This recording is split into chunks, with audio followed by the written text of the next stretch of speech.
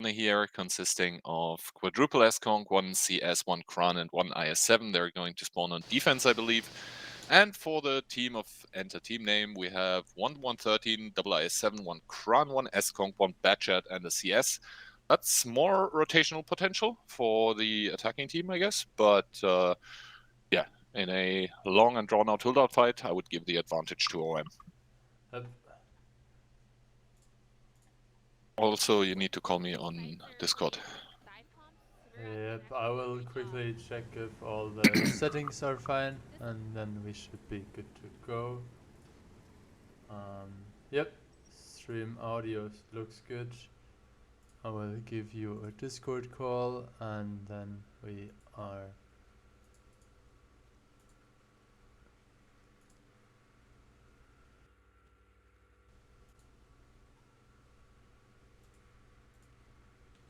Okay, I guess we're good to go. We can take up to see. Your microphone. We'll fix that in a moment, so take over, please. Yeah, so we do see Toby in trouble here with the CS in the, or on the 0 line of the map in EF0, scouting out the hill, filling a few trees to just find out where exactly the enemies are going. And as he doesn't see a lot, that should indicate to OM that basically the Banter team is right now driving north, and indeed Curry does meet Timmy here in their crown banks respectively, taking some sort of HE damage, I guess. Also, no APCR in the Kranbang. Okay. Normally, the Kranbang has enough ammo so you can take 1 or 2 APCR clips, which might come in handy against like the sides of 113s, for example, or Super Conks. But personal preference, more pen, always better. And he does turn around after taking a slight bit of damage here. Modules looking good, I guess. Nothing really to criticize as of yet. And Bunter's team, so enter team name, is doing a rotation towards the eastern part of the map, where Toby in Trouble is about to meet White Rock in the Batchat, I believe. Yeah, Toby here already set up. I mean, very good spotting position, the knocked over tree, also minimizing the silhouette, and good shooting here onto White Rock. S-Kongs in the back were probably paying attention there. Also, the S-Conk of OP just got spotted by Toby in Trouble, who is now contemplating and toying with the basically with the idea of leaving here, but he does stay just in time to spot the first IS-7, spot one of the 113s, and I believe now is the time to run for Toby. Indeed, he does press the W key here. And yeah, correct decision making by Toby. I completely agree with what he did there, even getting some spotting onto Banter in the IS-7, and that push onto the 2-cap here by Banter team is in full-on swing. Yeah, now it's very important for the other team. You can see Timmy here on the other side of the flank. He needs to make sure that he is there in time. The same goes for Zappers here. He was the Super Kong covering. Now Smee needs support. They have to make sure that they get some damage for the tanks that are pushing towards the 2-cap. I mean, yes, they are set up pretty well on the lower side. You can see Timmy arrived more or less at the position that covers the inner area. So as long as he's driving here in this area, he should be able to give shots to everything that overpeaks in the middle. The IS-7 is already up on the ridgeline in case it's needed. So Hanf Olga will be able to join his team. Oh, damage taken by us there. I think we are going to see the push now. So ASDE and Bunter pushing in, now down roughly 5k or 4.5k HP on the attacking side, and we will need to see if they can somehow cap this out, force them to retreat. You can see all the tanks in the top are now gathered, so the Super Kong left his initial position, the Kranwagen is rotating, the IS-7 is there as well.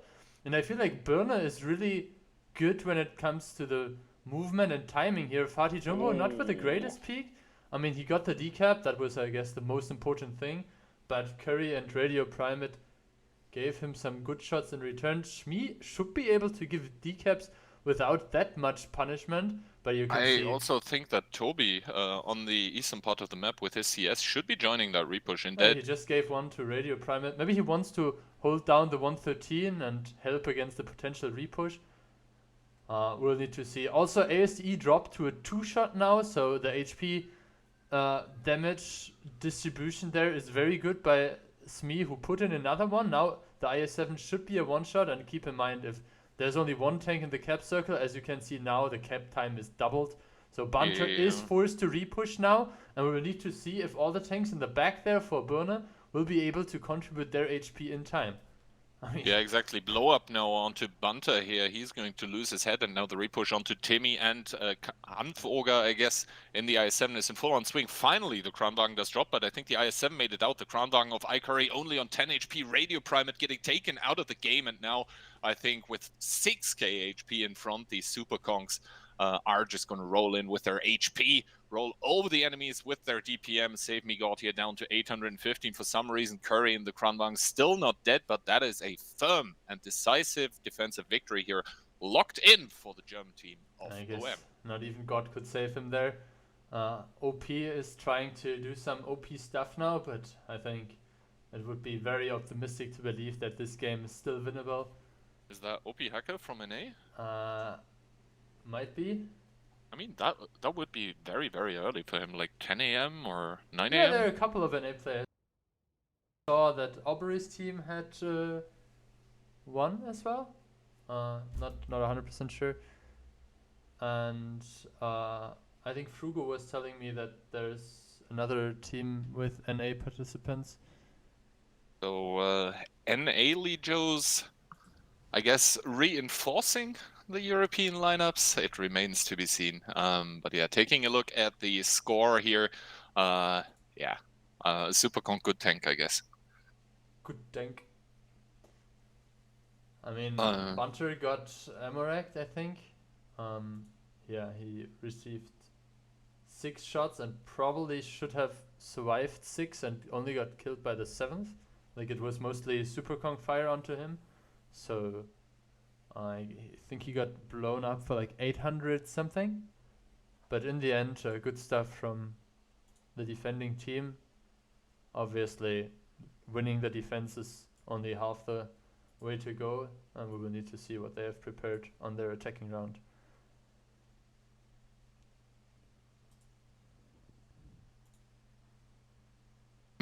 Other results, Fired taking the 1-0 lead over Apaz.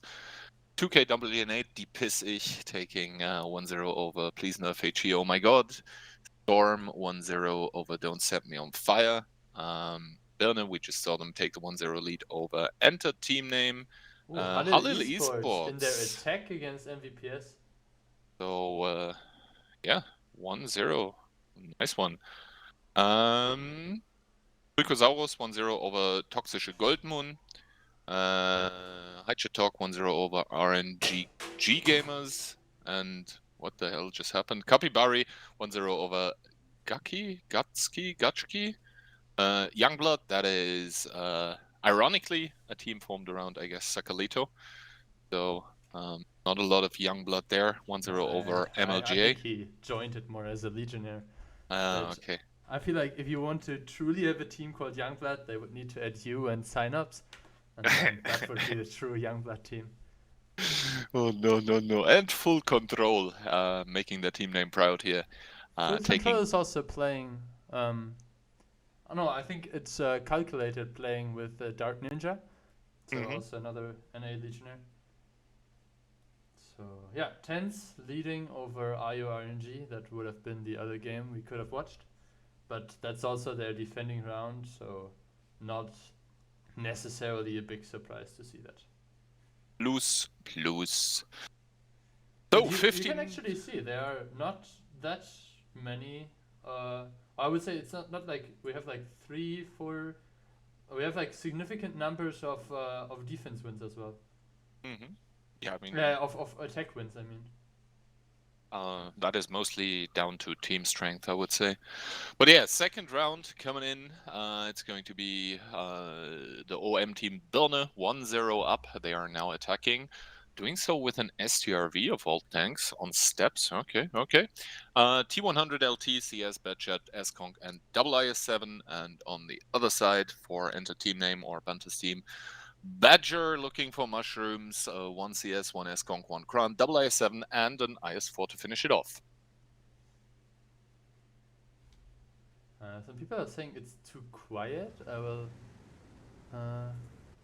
Maybe you can check the stream right now, and I will put you a bit louder. But OBS says that it's all in the. To be good honest, area. for me, it's fine. Okay. I mean, I guess I muted the complete in-game sound again. Oh no. The nice person I am, I will put it up again. Everything for the stream quality. Everything for the stream quality. Talking about stream quality, I feel like I'm in a Kaizo stream because I'm sitting here in my bathroom. But I feel like the good gameplay is still missing, so maybe it's not a Kaizo stream.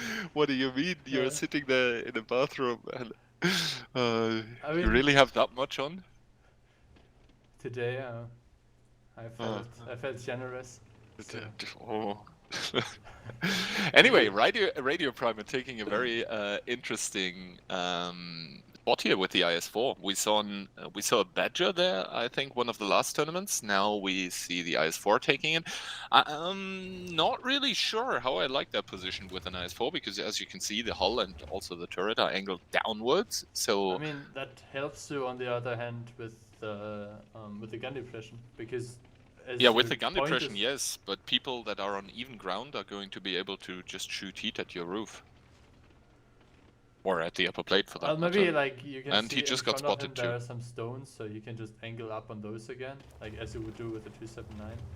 And then I mean, he's spotted and he's not taking damage, so I guess the angles are not really good there. I mean, we will see. Interestingly enough, they committed to this position even though they saw STRV plus T100, and usually T100 is a big indicator for having a plan for the one base. I'm curious to see on how they want to use the STRV here. I mean, there's sort of a weakness, I would say, in the defensive positioning here for Bunta's team, because like the Badger, if he gets pushed, then the IS-7 position is immediately compromised. Yeah, but like no way you push the Badger alone with one IS-7. And you can see the CS is also hovering that position already, in case there's some help needed. Yeah, I guess we will see that now. Badger gave the first shot. And let's see if Timmy actually has shots there. Okay, he misses the first one. I mean, obviously we can see in the HP bar of Marcade's RT how the Badger is doing against the IS-7. So next shot by Timmy, still no damage onto the Badger. And the thing is, the miss. Badger actually has a 123mm gun, so it could overmatch the STRB upper plate even in the middle. I think the idea is that it's not even getting spotted. Okay, good shot by Timmy now. And the IS-7 actually did damage the ammo rack, so White Rock now on reload here currently. On cooldown with his rep kit, I mean, and the second shot does go in, so... Yeah, maybe he's like taking those 40% shots on the upper superstructure area. And they're just saying we use the hull down IS-7 to spot the Badger, and we let the STRV farm it. But if you take a look at the time, now the first shot came into Timmy, who was immediately checking where he got penetrated. Well, he should know that the Badger has overmatch. Maybe he just wanted to see how far he was peeking over the ridgeline or something, because it looks like the Badger is blinding him. Okay, that looks like a bit of a... Oh, another hit into Timmy here, though. Desperation move here. I mean, Timmy is now on lower HP than the Badger, and the Badger even put a shot into the IS-7 already, and he's kind of like buying a lot of time. Yeah, the Badger actually does not see the STRV, so both of those connecting blind. Now another shot going into the Badger here. He does actually see the tracers though, so that's why his blind shots are so accurate. But yeah, as soon as RNG permits, then I think we will see the Badger falling here. I mean, it just takes like one more H-heap connection by the IS-7 and then a penetration by Mark the is STRV. now being moved up. They realize that the time is ticking. Mark takes another big hit. 560 or something? 550 here. By So not a max roll, but close to it. Now the gun did get taken out for the Badger. He had to pull his rep kit again, and the IS-7 is gonna come over. He does miss a shot, and he does get tracked, and now Mark needs to be careful not to be in the way of the STRV here. The STRV putting in another one, and the Badger able to connect another shot in the, into the IS-7, but now finally the STRV with the exposed back of the Badger able to take it out here, and that was a lot of time wasted here.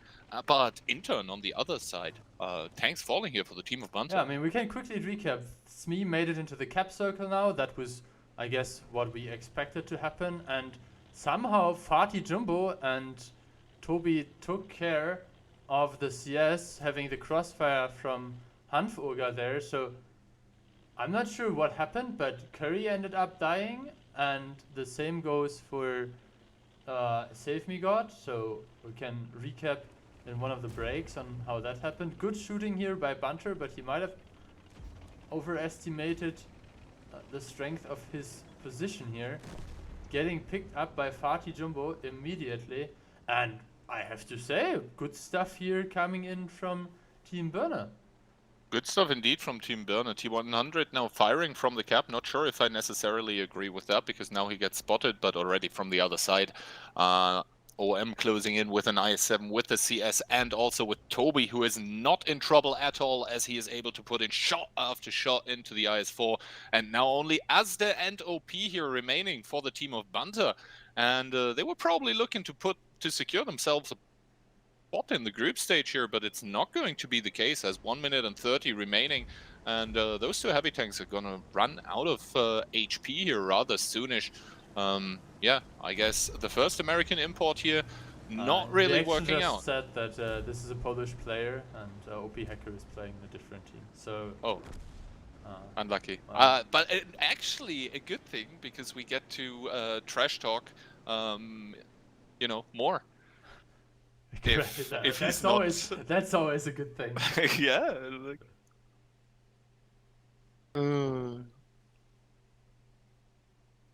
All right, so Birne securing their spot in the next round here, and Bunter's team, I guess, needs to look for the next WoT7.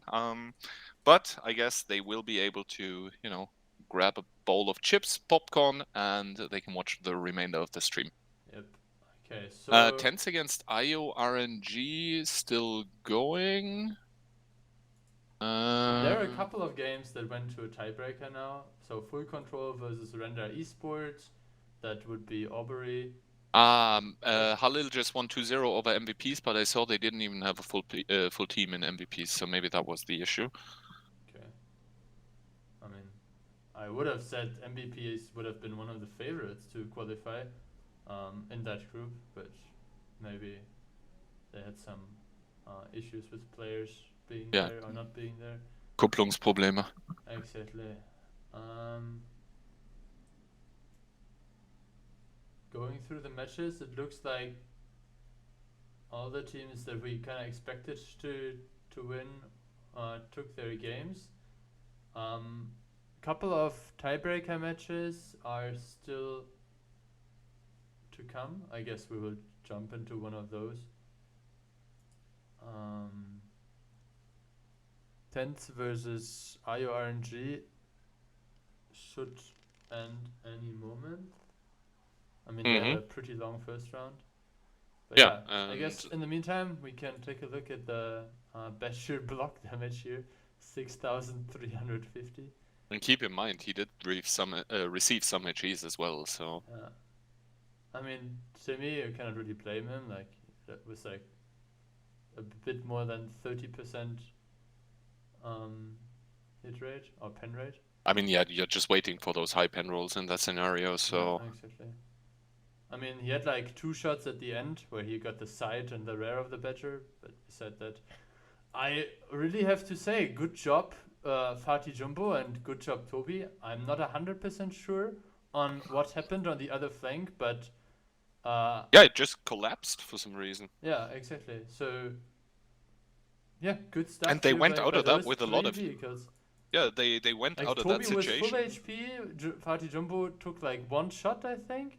And so they traded exceptionally well. Yeah, so not sure what happened there. And like Did Curry have a disconnect? Like, he didn't even fire. Maybe? But, like, that's 2 vehicles dealing 0 damage, not firing at all. But I have no complaint messages in my DMs from Bunter's team, so. I guess. Unlucky. Do we go render esport versus full control?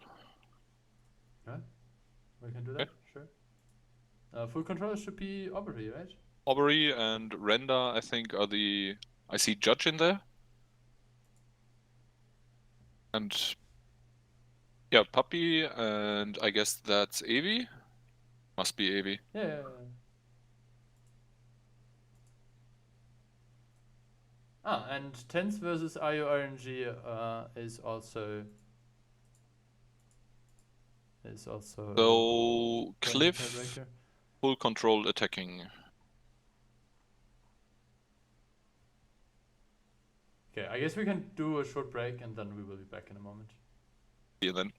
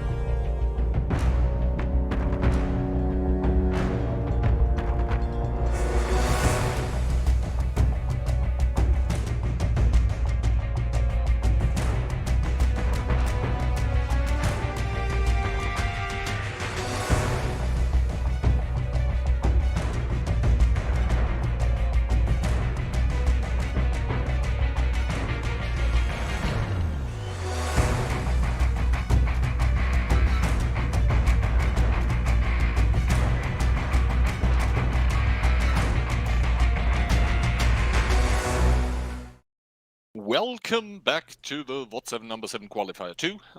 This is a tiebreaker game on Cliff in between Render, Esport, and Full Control. So this time we're actually going to see Aubrey's team here. They're going to be attacking on Cliff, double CS, a Bat Chat, triple VZ, and 50B. And for the defending side of Render, We do have double CS, double VZ, one Kran, and double 113. So that is... what is that render team, actually? I see Weird, Morgo, 3PX. I think it's just a mixed team. I think mostly Czech people. But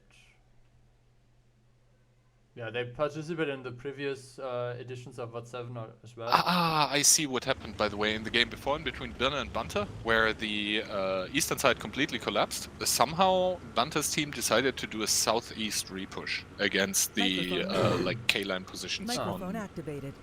Yeah, so that is how they died without doing damage. I mean, like, that's 2 tanks that didn't even fire. It's kind of... Mm-hmm.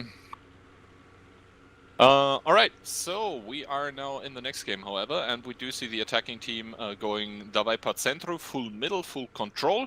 On the defending side, we see the CS taking a rather standard defensive position. Also, Winner going over in the CS immediately. Both of the CSs taking one-shot of damage for their troubles, but they do have very, very good positions here. Judge needs to go up now onto the hill in his CS, and he does manage to do so without taking damage.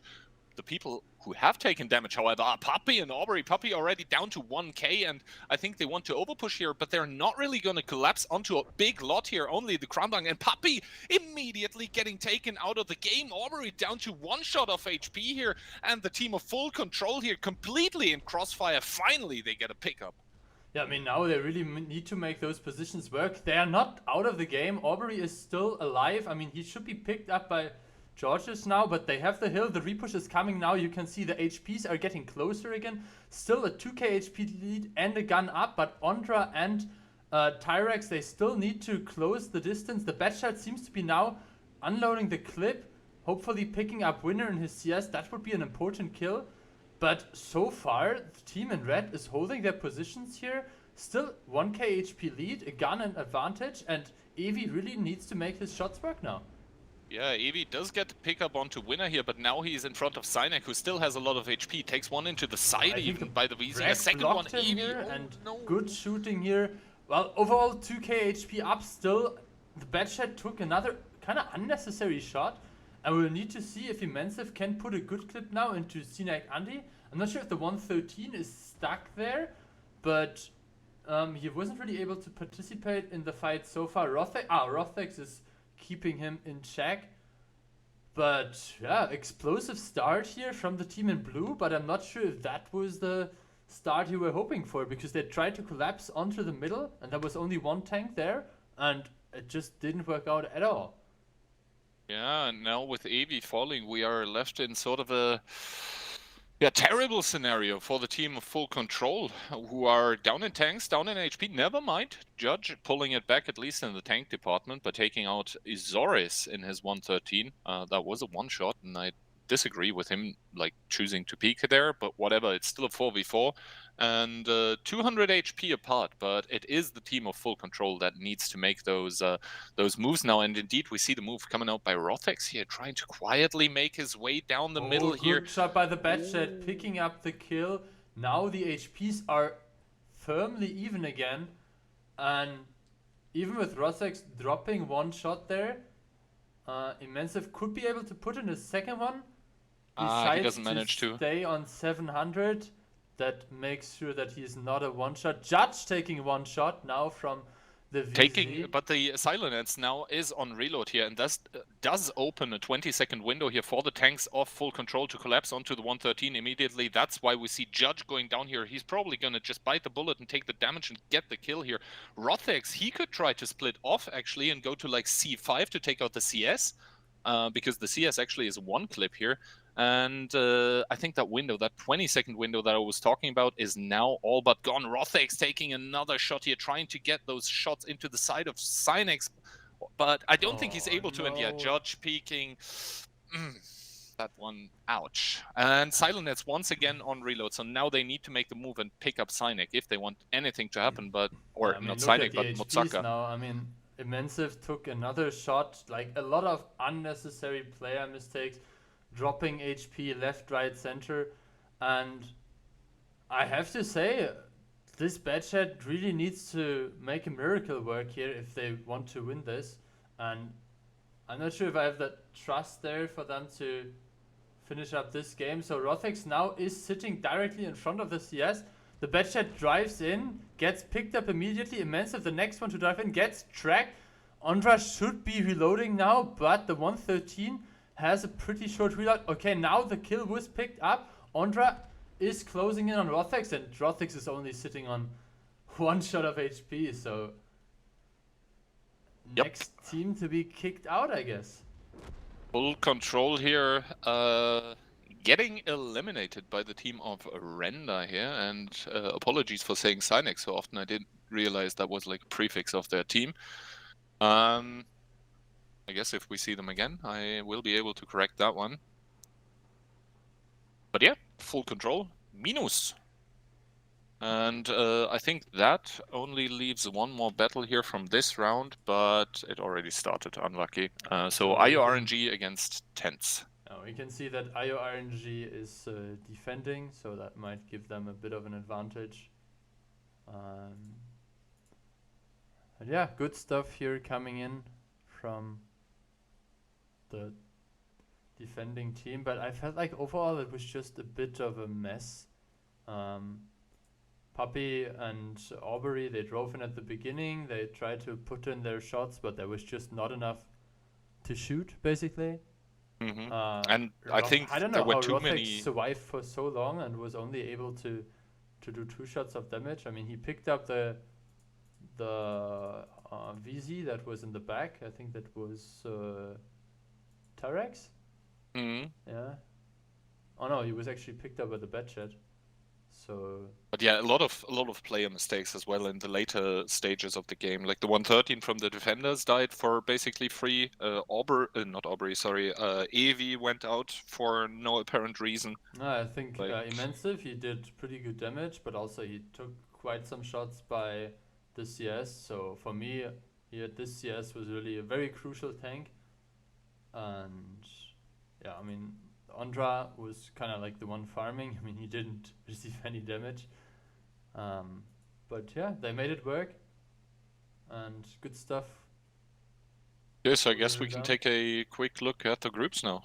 Yeah, I guess that's the next thing we could do. I will quickly move that window here and change. Yep, okay, the scene.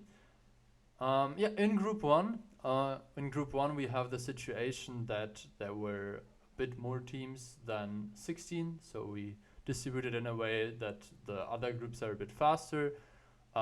Group 1 is started in the round of 32. You can see here Halil Esports with a 2-0 over MVPS. I talked to Frugo and he said it was close. They played Tundra and it was two close games, so well, it is what it is. Black Devil Division moving up as well. Calculated winning 2-0 over Greece. 2-0 for LOL Gamers, 2-0 for Capibari. Nomi winning 2-1. I think that's the team of C4 Astrophic. Turbo winning 2-0. Vibiros Unitas winning 2-0. Picosaurus also 2-0. Did you see something yet warranting us streaming it? I guess I just found something, not sure which group. Los Pipos against Pchepelos for the next round, probably. Yeah, that could be something interesting. And yeah, it looks like we will... Or Youngblood against Acid. Let's stick with Pipos. Yeah, I think one game is still running here. That's the last tiebreaker. Group 2. We have Birne versus MED. I'm not sure who that is. Looks like mixed team. I don't think that's the real aggressive style. No. Yeah, Los Pipos versus Prepalos, and the winner of them will play against Storm. And in Group 3 we have Haichatok. This is obviously not decided yet, so there will be another team advancing, either TENS or IURNG. And Team Kukurka versus Interbrothers and Youngblood versus Acid. Youngblood was supported by Sakalito now, so we will need to see if they are, well, still young. Yeah, that's why I wanted to see a different game, you know. Acid was actually they was it the last WoT7 where they reached the group stage, or I was think it so, yes. the I think so. WoT7 before? So if that is still a similar team, and yeah, that looks like they might have a good shot here.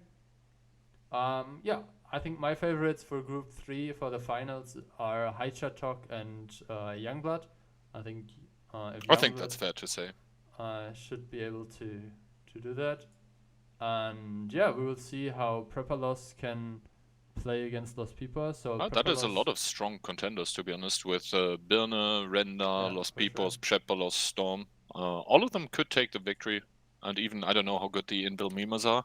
Oh, they're out already, I think. Okay, then never mind me. Yeah, I think they didn't attend. Alright. Yeah, true, because Storm is advancing, yeah. So yeah, we will need to see how in this side of the bracket the games turn out. So for me here, Precosaurus is probably the team coming. IO RNG versus Tents just ended, by the way, so it should update rather soonish. Yeah, okay. And Precosaurus will probably go through the lower part. Who could come through the upper one? Maybe Calculated or Halil Esports? Something like that. It's a bit, it will be Calculated versus Precosaurus in the finals. And yeah, here we already said probably Burner versus one of those three teams here. I guess Burner will win against Matt and Renda Esport, but we will find out soon enough. We will be back in like 8 minutes or 7 minutes, something like that. Yeah, hope everyone enjoys. See you then.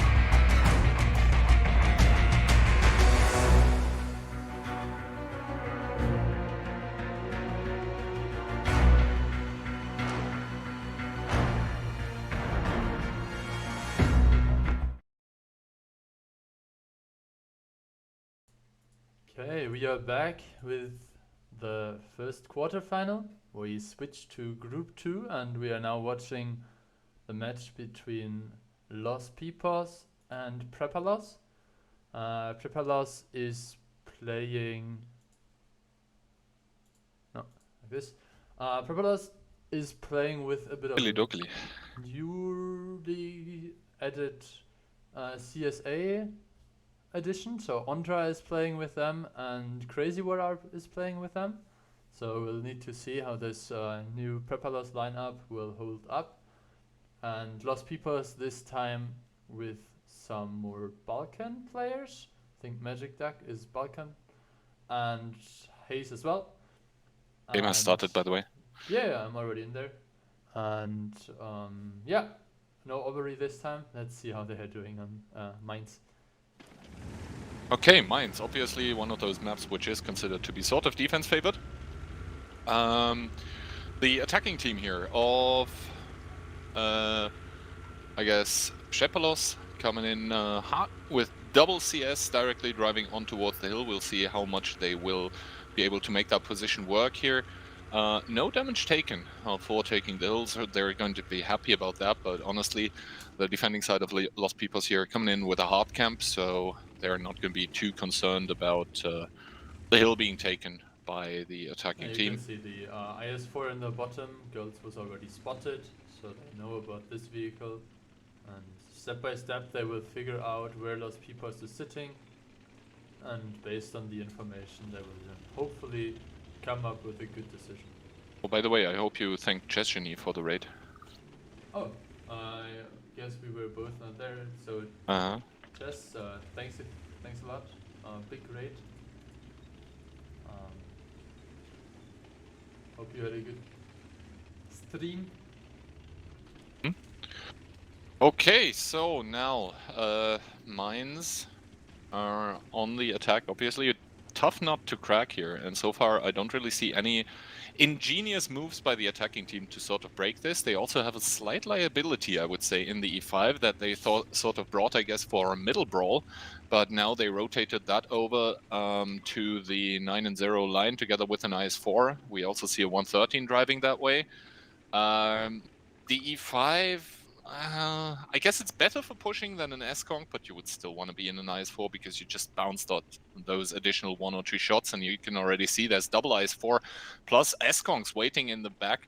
Chaba Crazy War now coming in here, driving towards that cap circle. Yosi in the E5 already taking 1 shot of damage. Magic Duck not connecting in his IS-4. I guess he hit some sort of post or fence. And I guess they're going to try to sort of get some sort of cap pressure going here. And the next heat shell from Magic Duck that went into some of the destructible fences. So it looks like Crazy War is trying to outplay Girls now, puts in a good shot. Cap circle was started. Yeah, cap circle was started, and immediately we see a rotation. The S-Conk of all tanks, the OSC there.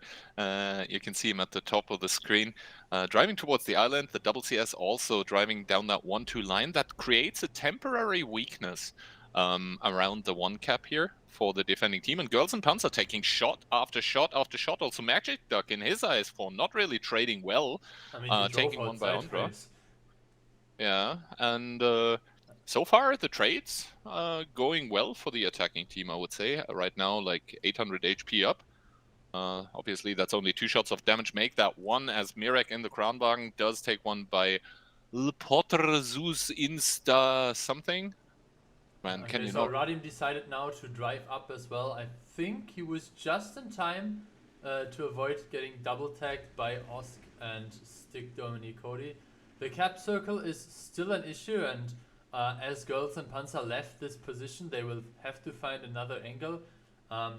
They will not be able to win the hill within 45 seconds for sure. I don't think they will be able to win the hill at all. You have double CS, S-Conk and Kranwagen all waiting there, and they would be driving into a crossfire, so 1 tank would immediately get blown up by the clip potential of the Kran, plus the initial damage that they would take.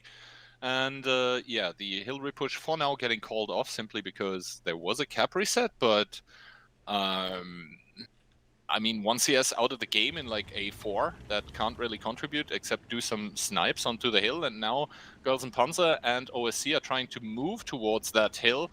And they are starting to get crossfired here. Pomeranz now taking one in return here. Ondra crossing over to where the other CS is. But right now, that is a lot of tanks for the CSA players, namely Trepolos, Ors getting completely torn to shreds. So well done. I mean, now you can see Kremlet is pushing already onto the CS here in the back. And there's no one that can support him, and even Ondra and the other CS are going to be able to provide cover fire here. Yeah, Kurmelet spotting Hayes out. Hayes now down to a 2-shot, getting rammed by Kurmelet. That is beautifully done. Shepelos just showcasing how exactly you need to do it, right? When you have that hill control, just your rotations are going to be so much shorter than the enemies. So they were able to just have the tanks exactly where it mattered. And WoT tried to help out there, but I think it was just not enough. And you can see now the IS-4s are trying to side scrape against each other. Magic Duck putting in a good shot into Crazy War, but he retaliates immediately. And I mean, Shepelos even able to like rotate. I mean, the Kran will now start clipping. Yeah. I mean, look at it. 113 and CS, both of them completely out of the game on the 1-2 line, and still Shepelos winning the trades here. This is just such a convincing offense on a defense-based map. Like, holy crap. I mean, yeah, Crazy War does get picked up now, but Cody getting engaged by the CS, and Ondra is going to win out in that DPM duel. It's just a mop-up operation at this point, and what a beautiful attack. Gotta give it to Shepelos, really. I liked it. Yeah. And I guess not really the answers we were hoping for from Los Pipos here. Just falling to pieces in front of our eyes. I mean, what we usually see is that we have IS-4 60TP or mouse positioned in this G6 area under the hill, and that tank being able to completely negate this cap circle position. So you either need to put a tank sideways to provide a shield, but with a 770 format, that is literally losing you full tier 10 gun, or you just don't go for the cap circle in that regard. But yeah, we will need to see how they can adapt to this pressure situation now. I mean, in the end, I feel like the big weakness was girls not being able to hold this position. And not being able to provide resets. Like that was the thing that forced Los Pipos into that hill raid push, and that's where it all, fell apart. But yeah, they just didn't have an answer for the 1-cap pressure with the E5. So good stuff from. I mean, the good thing for girls is that he can just go fishing when he will get dropped out of the group stage. Yeah. Ooh. We're going there already, aren't we? Other results. Let's have a look. So calculated, still within the realms of their team name, I guess. Winning 1-0 against LOL Gamers. We just saw Shepelos winning against Los Pipos 1-0. Birna, the German team, 1-0 against MED. Tents did advance in the end 1-0 against the Salty Boys. I guess farming some salt there. KSK Nomi 1-0 against Turbo. Please nerf HE, oh my god. Winning out against Ermenegildo. And Youngblood with a 1-0 over Acid. Psicosaurus 1-0 over Virbus Unitis. And that's it.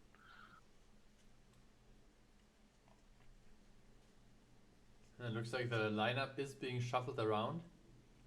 And if I see that correctly, we have a pretty light lineup with 3 medium tanks and a 50B. But obviously 2 tanks are not selected yet. So if that's a double super conk, then we'll see. Hey, it looks like 1 IS7. Guess the next one will be either 277 or actually another E5. So looks like they are heavily pushing forward. Maybe going for middle control or something like that.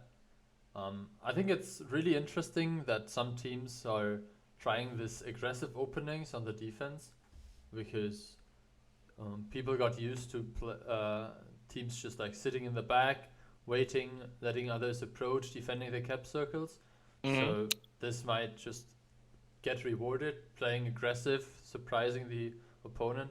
Obviously, the lineup kind of suggests what they want to do, but it's not like the 50B or CS would be bad for Yeah, sniping the crosses. So yeah, I say it time and time again. Like Cliff is one of those maps where, it's mines, by the interestingly way. enough, mine, sorry, is one of those maps where, interestingly enough, Oh, come the on. attacker actually needs to adjust to what It's an the defender STB, is you know, doing. you can just go back to garage already. I mean, yeah, lineup-wise, defenders coming in with triple CS, double E5, one IS7, and a B.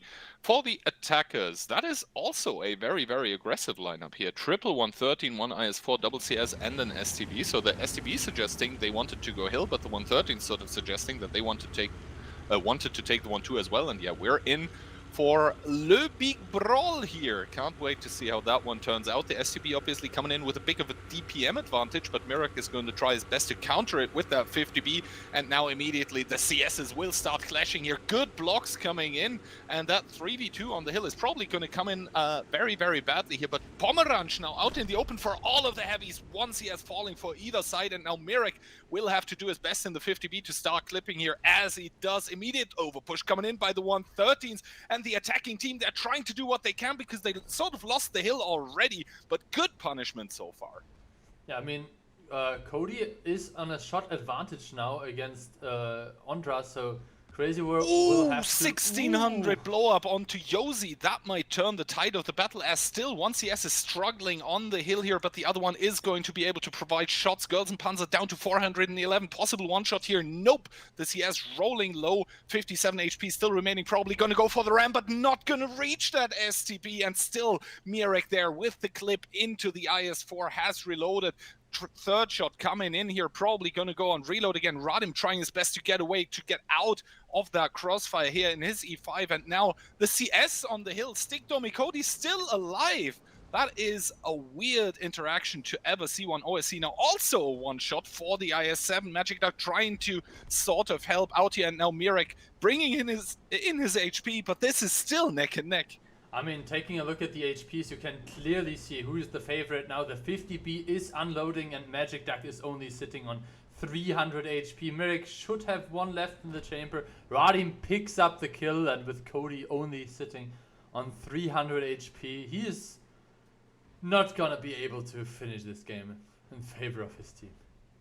Yeah, but what a round, and to be honest, very, very strong opening by the defenders here. The attackers didn't really seem able to cope, especially in the 3v2 situation on the hill. I have no idea how Cody was able to stay alive and like how they actually won the hill. That was... I mean, Crazy War decided to DPM onto the heavy tank backs, and yeah, good stuff here coming from Cody. He was, I mean, the initial shots, that's always a bit chaotic, but he did full 3k damage.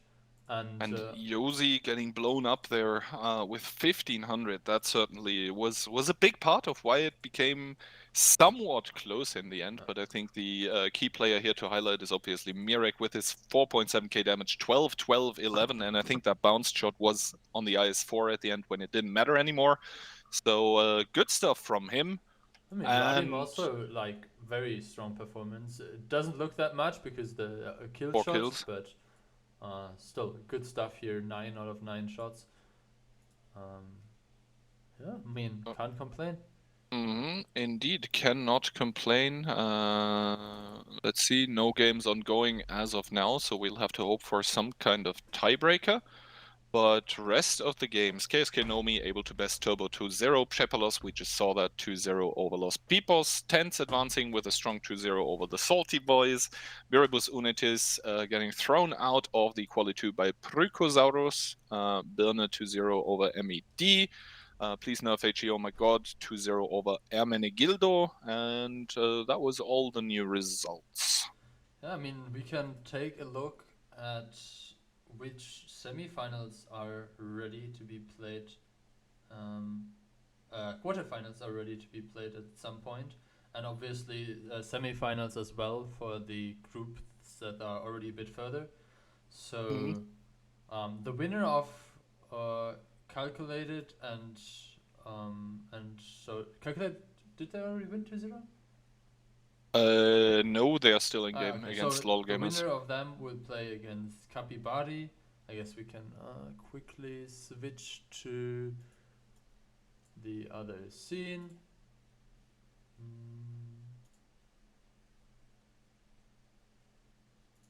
Yep. Okay, so Birne versus Render Esports, Prepalos versus Storm. Haichatok is still waiting for the winner of Team Kukurka versus Inter Brothers. Tens hasn't yet won against Salty Boys, but I think that was 1-0 up already for them. They are 2-0. Oh, okay. Well then, that should be updated in a moment. Yep. Okay. And Youngblood was 1 point up against Acid, so that might be Tens versus Youngblood. In Group 1, we just saw the quarterfinalists being determined. Capibari waiting for Calculated and LOL Gamers. Halil Esports will play against Black Devil Division. Precosaros will play against KSK Nomi, who just won 2-0. And obviously in the bottom, Fired versus Please Nerf HE. Oh my god. Yeah, I mean, couple of semifinals should be ready to go in a moment, and I guess we can use the break to actually take a look at one of the replays that was sent to us from Steps, where we can see what happened on the other side of the. Youngblood against Acid is actually going to a tiebreaker. Oh well, then we can do the replay in a very quick manner, and then jump to the next game immediately. All right, so I guess let's take a quick break. Yep. And be back for the tiebreaker in between Youngblood and Acid. Yep.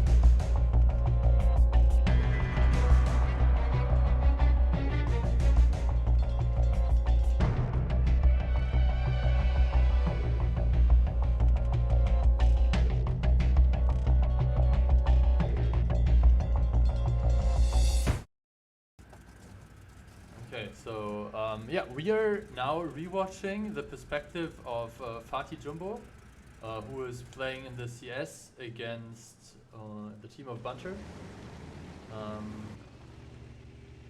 Well, I guess we can skip the beginning of the replay, and yeah, now you can see this is the moment when in the north here the IS-7 and the STRV are pushing over to take care of the Badger, and in the meantime the IS-7 was positioned on the inside already of the steps area. The CS is taking a very defensive position, and I think that's a good call here, knocking over the tree most likely.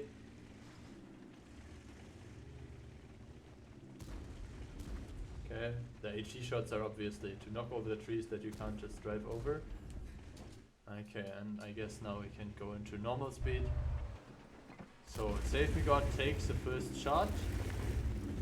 Party Jumbo has very good awareness of how to use those bushes. Puts in another good shot, so good marksmanship here. Now the Kranwagen should get spotted as well. Party Jumbo looking for an angle. Couldn't find it yet, but so far 2 shots for 0 here by the CS. Okay, now he has angle, good shot onto the upper plate. Curry taking 1 for the team. And yeah, I guess now the best shot is clipping. Yeah, first shot. I would like Party Jumbo exactly what he's doing. 4 minutes, by the way, for the tiebreaker. Yeah, yeah. As people could see, Party Jumbo was driving forwards. This allowed him to proxy spot the Kranwagen, and now the best shot is just clipping out. Great play here by the best shot and the CS. That was a bit of an unfortunate miss, but I guess that can happen if you have this kind of a pixel shot. And yeah, good stuff here. Now you can see he is changing into the quick mode to rejoin the battle. Positioning up here. Good shooting again onto the IS-7. Picks up the kill.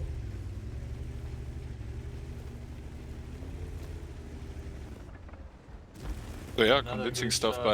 by Birne here, and I don't really understand that South 3 push by the Bunter team, as I said. I mean, maybe you can use, if we find the time in 10 minutes, to link Fatih Jumbo's stream. Yeah, thanks for providing the replay. I guess that clears the question what happened on the other side. We will be back in a moment.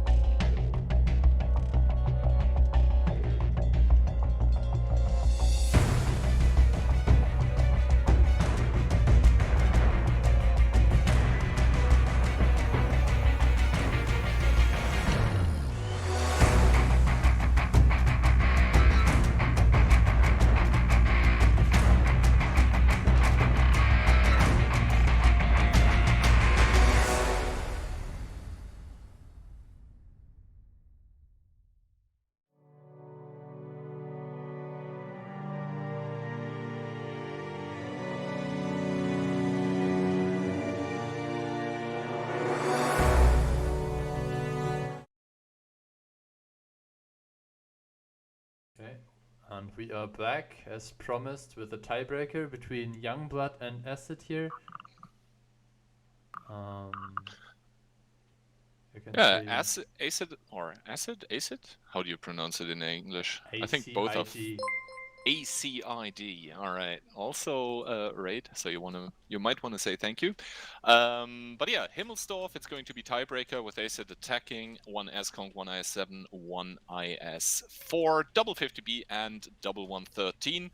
for the team of Youngblood that we'll see if those, freshly shuffled up teams from CSA are going to be succeeding. I think they have 3 teams, like this one, No, I think Ducks, and they merged 3 teams, which were kind of not able to have a full roster today to one. So Crazy Alright. Luciano and Oleg are from the Ducks team, Albrecht, Trandorf, and Paco from the Youngblood team, and CSA's oldest member. Talking about age, obviously, not about mental age. Just talk about experience. Experience, That obviously. sounds better, right? CSA's most experienced member here, Sakalito, joining the squad as well. And I have to say, like, this is something that we are used to see from Yeah, that CSA. 1-2 line Like, opening this is like their bread and butter opening. Exactly. So the 50Bs here awaiting the 113s. A bit of an unlucky timing, actually. The 50Bs will probably reach it unspotted, and that's like very bad for the team in red. I will quickly add some overlay for you guys as well. There we go. Hope everyone is happy. Yeah, Paco here now able to control the angle. Sakalito trying to figure out how many opponents you can expect behind that. And you can see very aggressively the IS4, Oleg, and the S-Kong there, Trandolf are pulled push towards forming that up as here. well. Push forming up on the K-line. That double 113 might be in a heap of trouble as the IS7 and the 113 are spearheading the charge. Exolo already down to 1300. Now the 50B is clipping in from behind. Faber also in his 50B, even bouncing a shot here.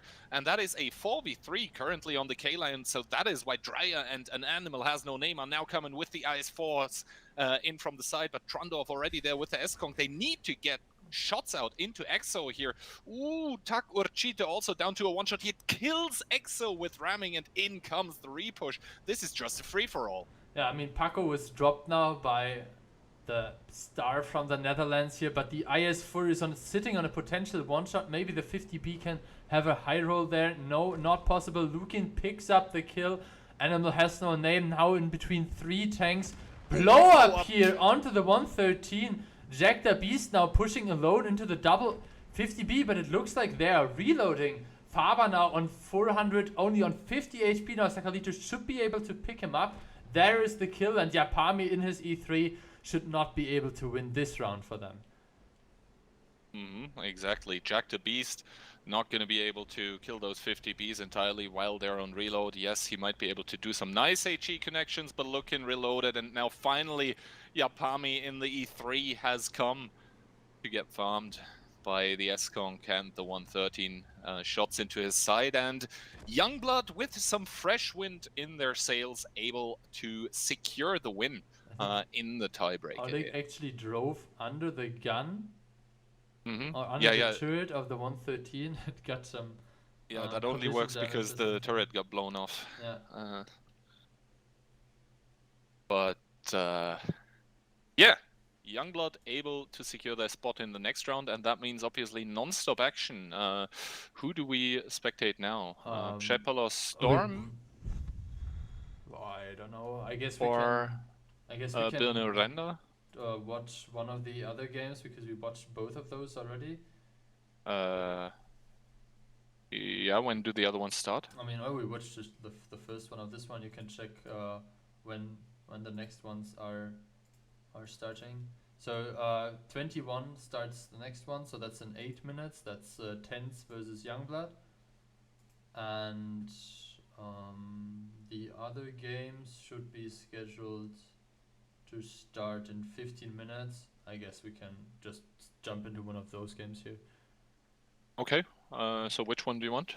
Pick one that you prefer. We can watch another Burner versus Render Esports maybe.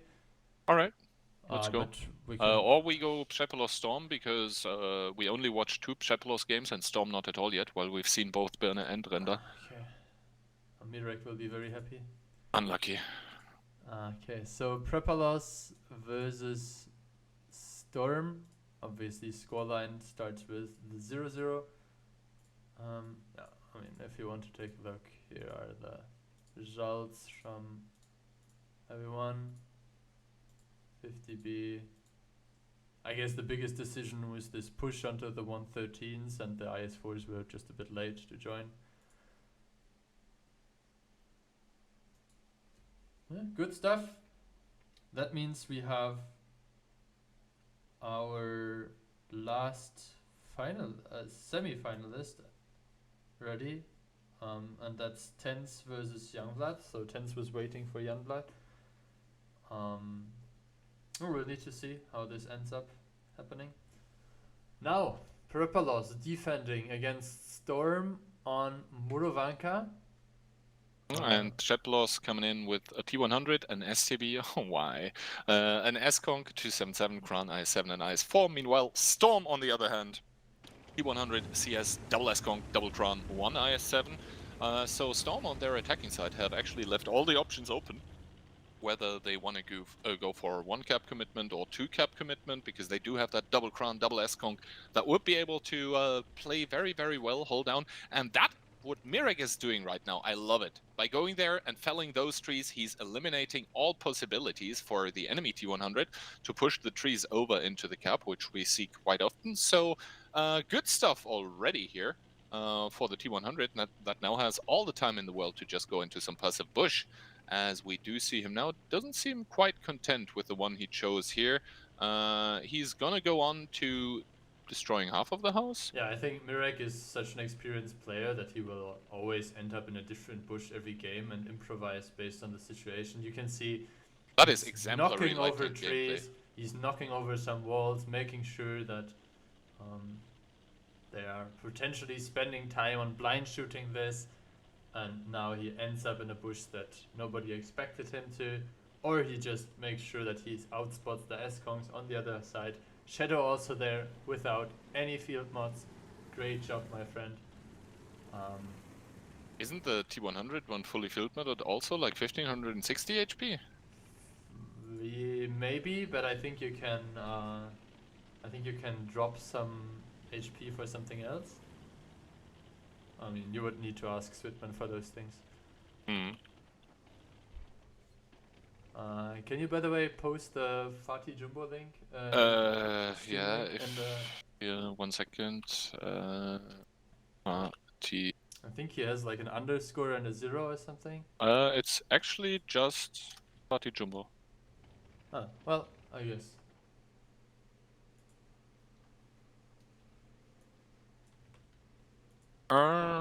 Okay, so movement in the game. Storm is pulling more and more tanks towards the southeastern part of the map. Obviously, they haven't cleared the K9 corner yet. That is why we see them moving slowly, cautiously. Very nice here, the S-Conk drawings. What? The Killzor decal on it, the camo that can be earned from playing the 7v7 or 5v5 weekend tournaments. And then the Master of Orion decal on this side as well.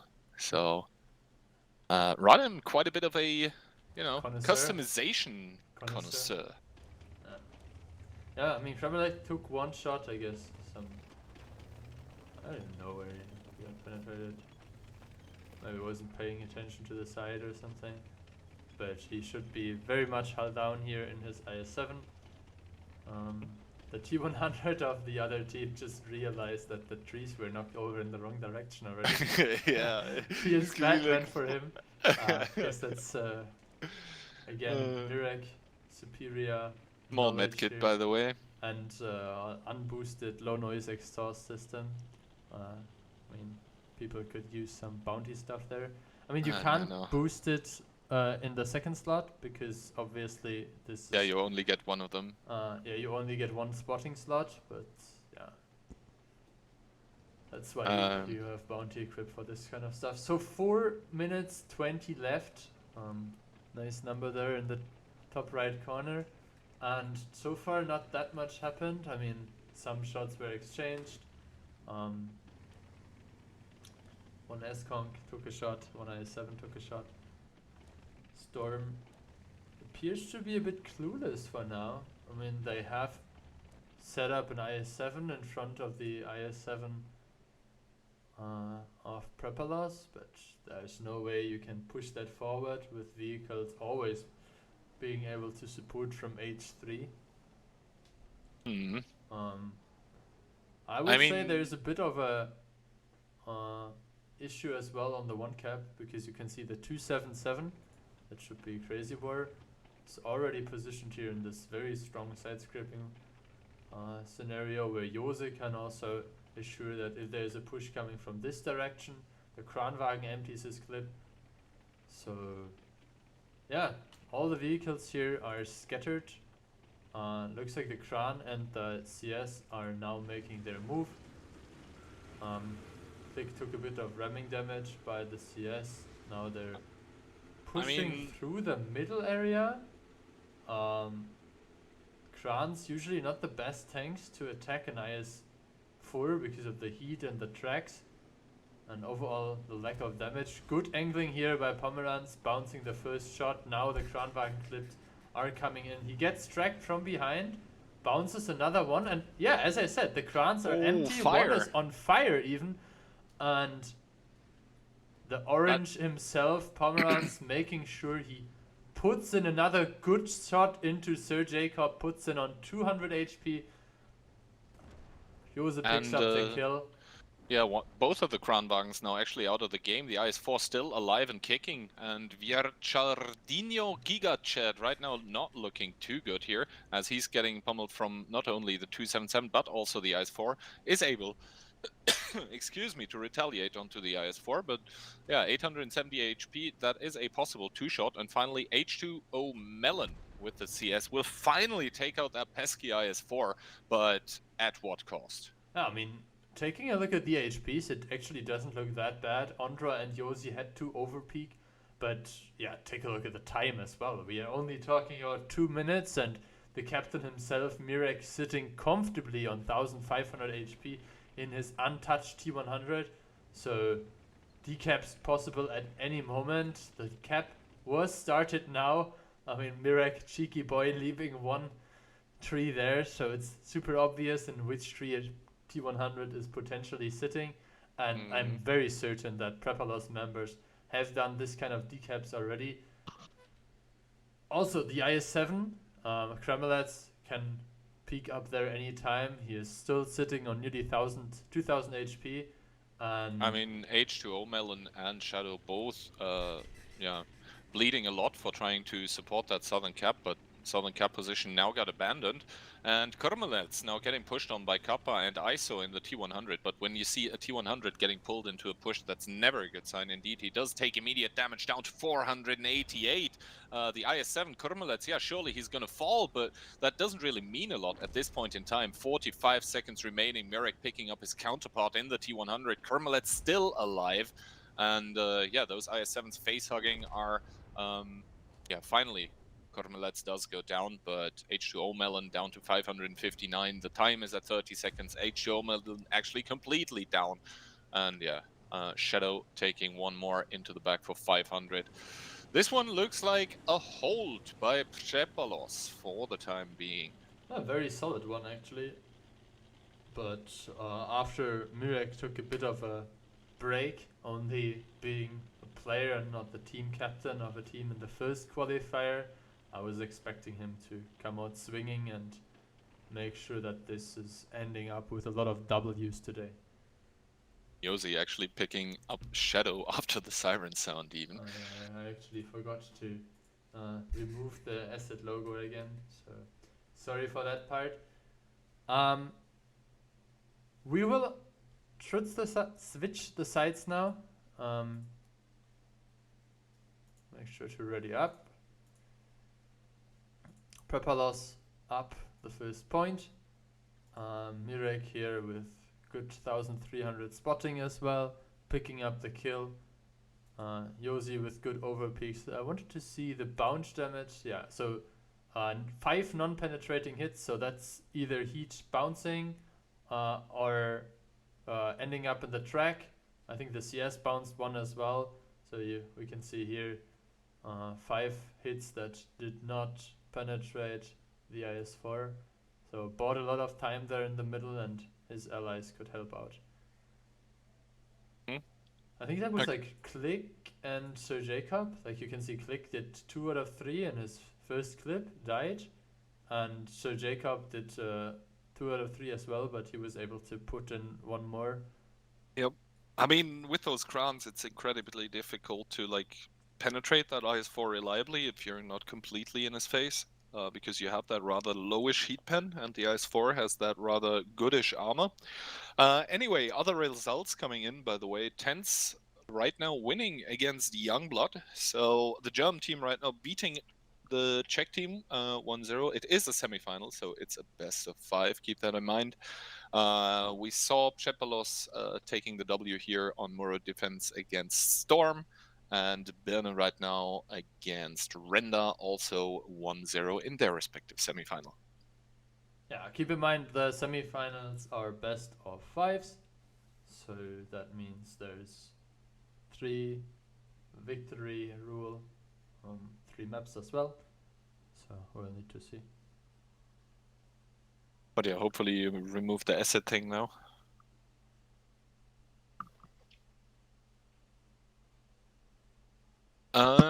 Okay, 40 seconds here. We do see the attacking lineup for the team of Chepalos. It's going to be 1 T100, 1 Batchat, double S-Conk, double Kran, and an IS-7. Could be either, to be honest. If you pick a T100 on attack, you always leave that option open of the 2 cap. We'll have to see how exactly the defenders are going to pick something. I guess sort of, you know, if they pick that T100 on the attacking side of Moro, you're sort of waiting to see what the defender brings. If they have a T100, you most likely go for some kind of 1-cap play. If the defender doesn't bring a T100, then you can actually go for 2-cap commitment by felling those trees and shenanigans like this. And indeed, no T100 taken here by the defenders of Storm. It's going to be a CS, a Batchat, double BZ, an S-Conk, Kranbang, and a IS-4. But that CS we saw in the first qualifier, if you cross to K9 with it, make like a camo spot with it, then that can be very, very interesting. Those interactions there, if you even take like optics and CVS, you spot and outspot everything. And if you have the proper cover, then you can just, you know, prohibit any kind of 2-cap commitment by just making it too costly to dig you out. Yeah, as you summarized that very well already, we will now see how the initial distribution of vehicles is going to be. Mirek, this time the only light tank on the field, so H2 Melon actually doing the same stuff. He's like, yeah, fool me once, shame on me. Fool me twice. Not gonna happen. He doesn't fell all the trees, however, I mean, and I think he just didn't have the time because he got spotted by the T100. yeah, probably. I mean, the T100 already very, very far up here. He doesn't see the Batchat and the CS as of yet. Both Click and H2O Melon just felling a lot of trees in that K9 corner, and obviously the Preplos gamers, beautiful camo by Kormelets, by the way, I love it. They are going to see that trees are falling there. So, you know, suspicious activity probably being reported on the Czech TeamSpeak as of now. And the Kranbang here, not sure if it was Yosi or Crazy War actually getting a shot into the IS-4 with APCR even. In the meantime, also one of the other games has finished, and the opponent for Haichatok is known. It's the team Okutka, who was successful in the tiebreaker against Inter Brothers, and H2 Melon not having the greatest time there. Oh, does get spotted out, and obviously that Batchat here, Kormelets, he did have some nice shots, opting for the reload now. Yeah, that CS obviously still not out of the game, but I think by now they should know where Mirek is. What's your opinion on the IRM? So I'm not sure if you can see it, but he has a bounty IRM over Bond vents. I personally feel like on a Batchat, the Bond vents provide you with a lot of advantages. First of all, obviously the view range and the spotting. The thing is, if you have a T100, normally If you have a T100 in your team, normally you shouldn't be But- the one spotting in the bad chat. But won't you be better set up with the bounty aiming unit then? The thing is, Or with with the the IRM, the penalty gets reduced for firing. So basically, in the bat chat, you can be fully aimed for every single shot that you take. That's basically the difference between IAU and IRM, and also IAU and Bents, I think. I guess he will have tested all of the options and knows what he prefers. I mean, without I mean, the I tried out T100 bat chat as well with Bounty IRM, and the gun actually is very, very nice to play with. I mean, Batchat still has this 2017 gun handling, sometimes I feel. But yeah, it looks like everyone is grouping up now. I'm not sure if they are sending up Mirek first to clear out the waters, but Click and H2 Melon are not really alone there, because you can see the double VZ is aimed towards that cross. We'll need to see what they can see. So as of right now, Mirek getting sent now to clear out the waters here. He does make his way down the 9 and 0 line. So the question is, will a stationary CS or a stationary batchat? Can you take a look at the batchat equipment for 1 second, please? If they have CBS or something. No. Okay, but he did spot out Mirek, so they know exactly what's coming, and now it's just about focus fire with the VZs. but like everyone is very careful driving on the lower side, and Oh, the batchat just got spotted immediately! Blown up, taken down, out of the game, and now that CS here, 891 HP, he just took that damage earlier. The batchat, I'm not even sure if he did a shot of damage, and just like that, Storm, 2 tanks for what feels like nothing. and you can see ISO is now pushing onto the Supercon. Good decision making by him, trying to get onto the side where he cannot get shot by the other vehicles, but you can see now Kremlin's putting in shots. Yoza, I think, was able to help as well. Kremlin picks up the kill. Pomeranz is already being moved forward. Strong IS-7 armor here will not be really in danger against this hull down VZs.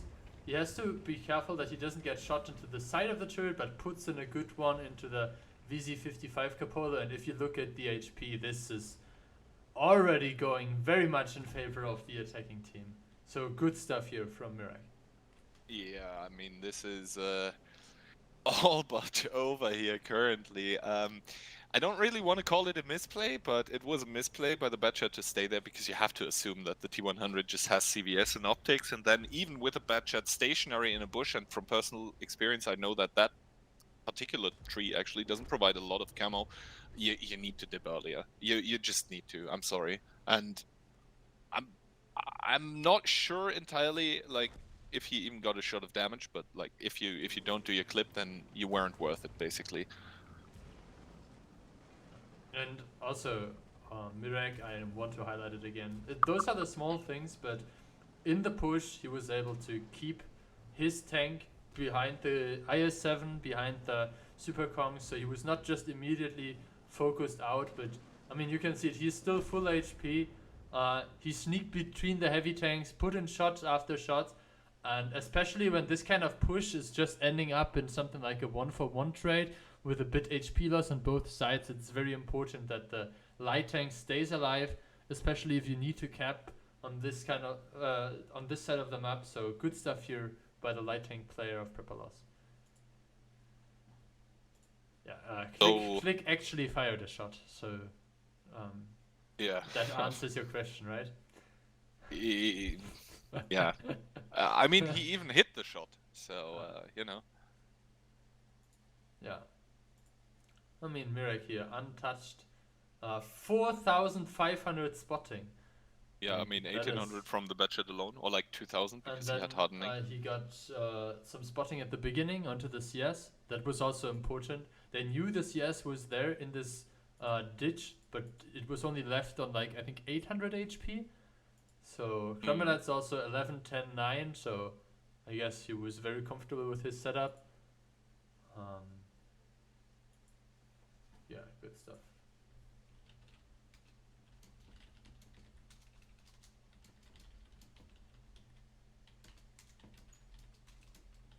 But yeah, that's that just completely fell to pieces in like 3 seconds. Anyway, 2-0 now for Pchepelos over Storm. So Storm up against the ropes. They need to get 2 rounds in a row here to even head to a tiebreaker. The same goes for Render Look at Esport. this. The CS was able to put in one shot, and then he was completely obliterated. Yeah, that is why if you don't have a T100, as I said before the match, if you don't have a T100 or Moro defense, your 2 cap, I think it is, like the southern one, it's so exposed. But yeah, also KSK Nomi losing against Prykosaurus at the moment. Yeah, Burner up 2-0 in the meantime. Hmm? But after their strong performance in the other games, I was already predicting that to be our honest, finalist of the upper side of the game. Yep, Oh, Tense beating Youngblood 2-0 currently. So the Czech players here are going to... Well, then again, it happened on Moravanka, and you know, like if there was any map in the game where I would like to do a camping thing, then that would probably be Moro. So Ten's going to be very, very comfortable on that map, I guess. You mean like a nice campfire with a couple of Why did you end the Kranwagens stream? burning? Yes. Did I cancel the stream? Yes.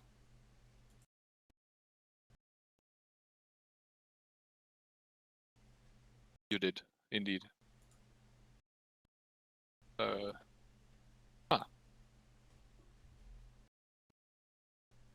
All right, in we go into round number 3. What might very well be judging... The stream has ended again. Minus. Hello? Yeah, I missed it. Okay. Anyway, what might very well be... My goodness, all those notifications. The last round in between Pchepelos and Storm here, judging at least by their Moravanka performances. It's going to be Pchepelos defending first, and they're going to do so with triple 113, double B, 1 IS4, 1 S-Conk. Storm, however, attacking with double 113, 1 B, double IS4, 1 S-Conk, and a Batchat. And as we have a lot of Czech players, I would very much expect the CSA-esque opening that we already saw from the team of Youngblood last round with Sakalito in there. That's exactly what's happening. Kormelets and Mirek here spearheading the charge into that southern area, being followed up by 1 S-Conk. The IS-4 Ondra is going to take that IS-4 position once again in D4. Actually, he's not doing that. Or is he? We'll see. Anyway, triple 113, double B in the south. The exact same stuff that the other team was doing? No, the other one... Double 50B driving on the one line? Yes, but the S-Conk was in the window and the IS-4 was in D3 in that like little drive-up thingy. But other than that, it mostly is the same, yeah. I guess Czech community knows their ways. Do you know the way? Yeah, but no resistance here on this side, so in the meantime the hill was completely taken by Shadow in his 50B, this time also with field mods. You know who was also taken? Local. Wow. Anyway. He will play tomorrow, I guess. Okay, so the Batchat is moving up, is being moved up now here. You can see the new camo, 12th anniversary camo. Everyone log in, claim the bonuses, make sure to not miss out on those 3 days of premium. And also make sure to 3-mark your Batchat if you're going to play it in tournaments. What the hell, man? I mean, he also has the HP boost in the wrong slot. I guess he probably doesn't have field mods. I don't know. Maybe he only has 2 marks in his Batchats because he's still grinding the field mods, you know? So we can see 4 tanks here trying to now find an angle onto Ondra. So Ondra has to be careful. Yep, exactly with that. Yep, he has to be careful with his booty that it doesn't get penetrated. Who is getting penetrated is Crazy War, who takes 1 shot by the IS-4, namely Click. That is happening in the southern part of the city. Other than that, Not really a lot happening currently by the attacking team. Meanwhile, though, the defending team of Trepalos, who have bled some sort of HP, are now rotating quite a few tanks to the north here. As they pushed up so far in the south, they're probably not really expecting any kind of commitment by the attacking team, but I don't think they really have a lot of info yet. Like either team doesn't really have a lot of info where the enemies now are. Sir Jacob is approaching the 8 line, and Radim should be able to spot that out. You can see he's already pre-aimed on the second window there, or gap in the road. But for the defending team, all this time that is running. Oh, right that now, 113 is going to give so much information. Like, yeah, one shot now. He does even spot out the he should second be able to put IS-4. a second shot, I think. Yeah. He'll definitely get a second Very shot, nice. as he does. So, good stuff. Even such a big high roll, like 550, nearly like 547. Okay, let's take a look at the commitment onto the cap circle now. Thanks, Monster, for your raid. Much appreciated. But yeah, the game has come to what it looks like be decided by this push here. Jose is being attacked by two 113s, and so far he doesn't really have a lot of cover. The 50B might be a bit too late. I think he should have just tried to ram the 113, trying to keep them there in front of him. So the cap was reset now by the attacking team that decided to just over push completely. But so far the HPs are not that great. Jose doing an amazing job here, putting up a 1 versus 2 against Romexig and Weird Shot. If he puts in another shot, the 113 I think he just bounced. will end up on a one shot. But yeah, you can see Jose puts in another one, and that's still a decent 1-for-1 trade overall, as ISO in his Batchat was picked up now. Kremelets in his 50B, I don't think he was able to really fall back there behind the corner. Pomeranz now also separated. Same goes for Sir Jacob, who was just picked up by the 113. And the cap circle is running again. Prepalos this time. Down in HP, down in guns, and this might be the comeback for the Storm here. Yeah, indeed. Radim and Crazy War now having arrived at the cap, but they can't really do anything because Kappa is just Weird Shot side-scraping pushing into the fully reloaded Mirek 50B. Ondra is pulled back behind this small window there. Weird Shot picks up the kill. Ondra didn't have the time to react. Mirek puts in the 4th shot, so this equalizes the HP a bit more, but you can see 3 guns versus 5 Crazy War and Radim now on the run.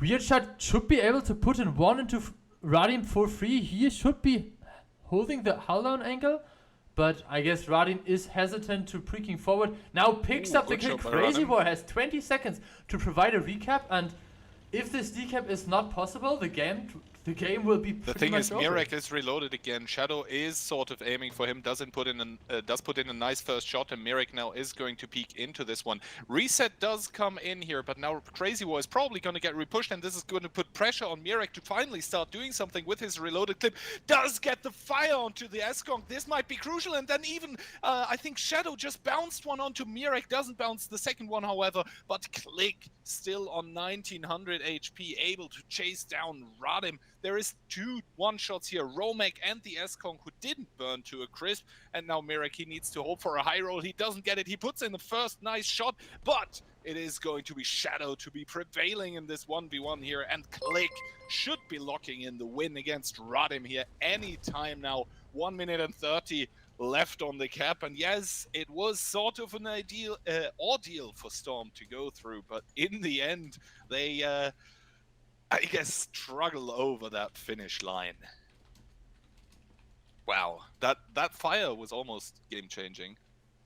I mean, it was a very close game, and I think the main issue for Prepalos was how separated their tanks were and how Storm was able to push one after the other, separating the tanks. And yeah, Pomeranz tried his best, but in the end, it didn't even matter. And shout by out the way, to Jose. He did a good job in the 1 versus 2. Radim also good damage here. He picked up the kill onto Weird Chart, 11-11.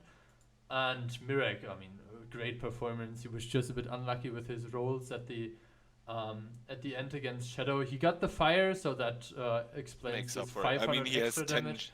he has 10 penetrations and 4.5k damage, so he rolled high for like 538. I mean, with the fire, obviously. What I disagreed with in this battle was the push by the 113 from Storm, so by Wirtschat, who basically ate a whole 50B clip for that free. shouldn't have been that free for Mirren. That was almost like attempted throw, I would say. But yeah, in the end, I think Kremlins was a bit too far up.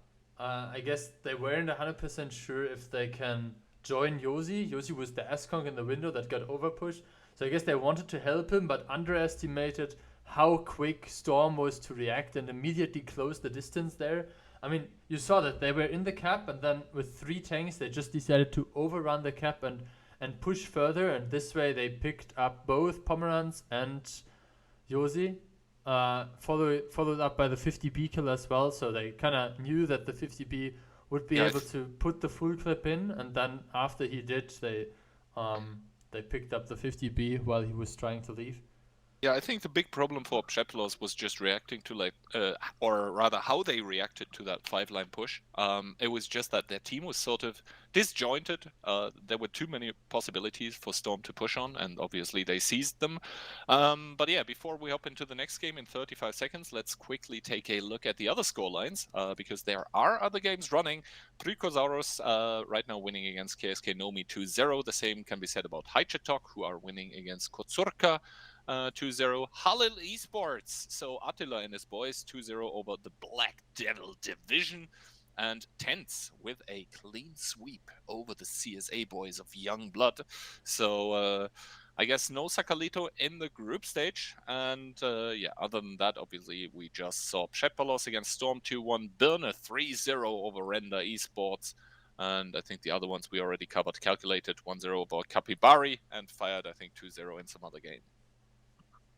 Yeah, I mean, good stuff here by Birne. Birne took down Matt 2-0, now Render 3-0, and Bunter also 2-0. So I don't think this team has dropped any rounds so far. So they're up 9-0 so far, or 7-0. Yeah, 2 times 2-0, and then the 3-0 now against Render. Good stuff here.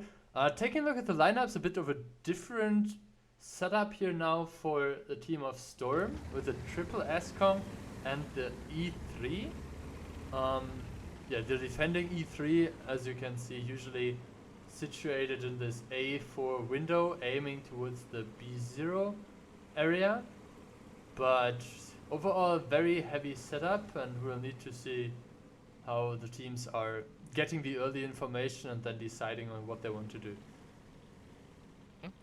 Very 2-cap focused opening here, by the way, by the team of Storm, who are all in the northern part of the map. Meanwhile, the Pchepelos guys opting for, I guess, Batchat. Yeah, Batchat on hill.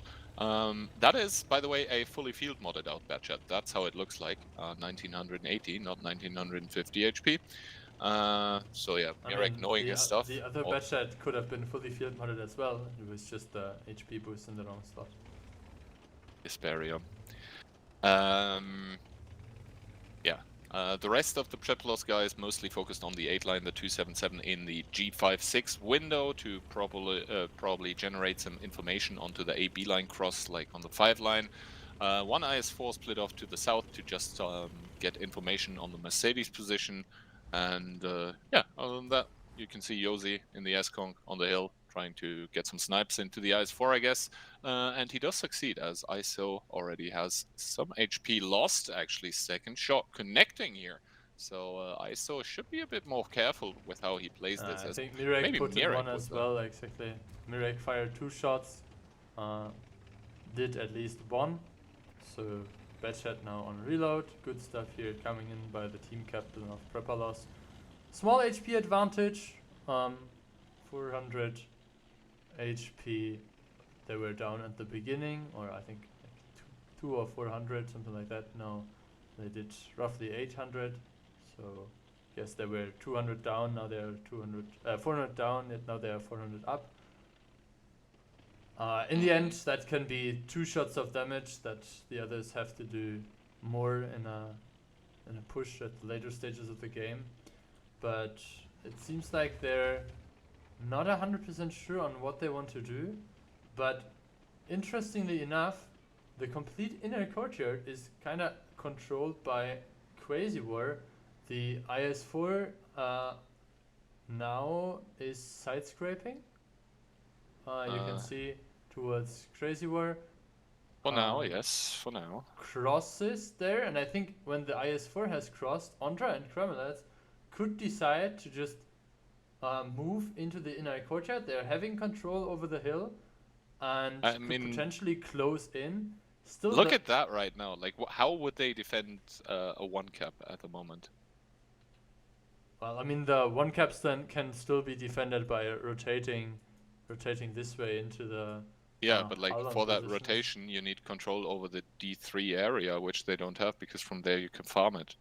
Yeah, like, I mean, obviously we have to keep into consideration that we are seeing everything. And yeah, but like this is an oversight, I feel like, on the Storm team's part, because like they don't have anything. Finally, they rotate the S-Conk into the window. That one will provide some sort of information, but like up until now, the 1-cap was wide open. Yeah, even now, the S-Conk will probably struggle to spot out the outer cross here. Radim, again, no field mods. At least he has the rep kit on 5, right? Yeah, at least he has the rep kit on 5. Romek in his S-Conk now finally getting spotted out by Ondra. And the thing is, the hill is not in control of the defending team, so they can just put someone behind the little house in the cap and just be done with it. Now Click getting spotted on the rotation as well here, but it's all not going to matter, as Ondra is going to make his way behind that house, and exactly that thing which I mentioned before, like how do you now defend this? You need to do some sort of 8-line rotation, and right now that could even work, because the Shepelos guys are pretty split at the moment. They have to commit someone on the cap. Crazy War will be able to immediately punish this crossing on E. Yeah, and then he needs to run. Like, then he needs to run. He has the 50B behind him, and the S-Conk around the second corner here. Yosi is also there to set up a trap, and you have to keep in mind, like, this is only 3 vehicles, so there will be now a first shot by Crazy War. Or not. Yes, he missed that or put it on the track. Now the 50B and the IS-4 are waiting as well. And the thing is, if they start committing onto that 50B, onto that S-Conk, then that is a lot of tanks that are not driving towards the cap, and cap is indeed an issue. 60 seconds left on it, and yeah, the S-Conk taking a first shot here. I mean, Jose took 2 finally the reset comes in by Sir Jacob in his E3, so able to put in a shot, and that now becomes an issue actually for Shepelos, because good trading here. Look at Josi. Like, yeah, but the thing is, right now the decaps are for free because no one is countering the E3, and if he gets a good pen roll, then he might even like do damage to the IS-4. And never mind, he's getting pulled away because yeah, what you said here, good trades coming in for the team of Shepelos against the IS-4 and the S-Conk that are both on like 15, 1400 HP. Now even Merrick coming in with a bad chat. Please don't drive in first with your bad chat. I think the problem was actually that the 50B from the hill was clipping onto Josi, so he had to move up. He survives the fire, so how we Germans tend to say Glück im Unglück. But those 2 tanks here are in a heap of trouble now, both being dropped behind the rubble. So while Shepelos up a tank but down in HP currently, keep that in mind. Yeah, and now we will need to see how they approach this fully hulled on and full HP S-Conk. Pomeranz has a lot of HP, but he has to be careful if the 50B decides to go back onto the hill. Good shooting here, by the way, onto Sir Jacob. He will be out in the open. The 50B is not really sure on what he's supposed to do there. He's still hovering in this H9 corner. Push coming out from the cap, by the way. Cap completely abandoned both of the IS-4. Ondra and Radim now pushing onto Romek's Sieg. He has to go back a little, of course, but now I think the IS-4s are just going to say screw it and maybe help Pomeranz against the E3. Never mind, they're going to commit for that S-Conk, while Josi in his S-Conk respectively falls to the 50B of Shadow. And now Storm here actually up a lot of HP. Merrick is also currently empty, so this is a problem. pushed on. Yeah, Romek getting pushed on here. Romek is going to die to those two He IS4s fluffed here. the shot into the ground. That could cost them. Oh, Ondra also missing a crucial one, so Romek should be able to do one or two more. It's going to remain at one as Radim and Ondra are now going to commit on towards Click here, but only 40 seconds, and I don't think the defenders will be able, the attackers will be able to kill all of those HP here in 30 seconds, as Mirek is still reloading for 7 seconds. He's going to engage the S-Conk, but at 50B, I don't think the team of Przepolos have an answer for that one as of now, and this means that this game that started off with Przepolos just taking W after W on Moro is headed towards a tiebreaker.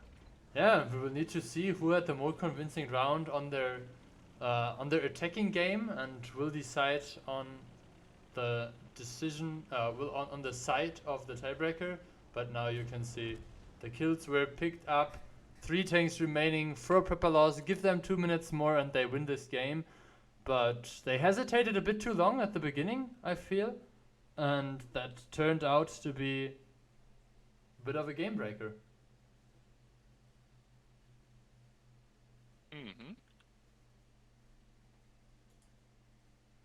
Indeed. So, yeah, Storm, looking good, looking strong. I did not think I was going to hear myself say that, actually, after the Moro rounds, where they just completely fell apart. They seem to have, needed that wake-up call. They're here now, looking extremely good.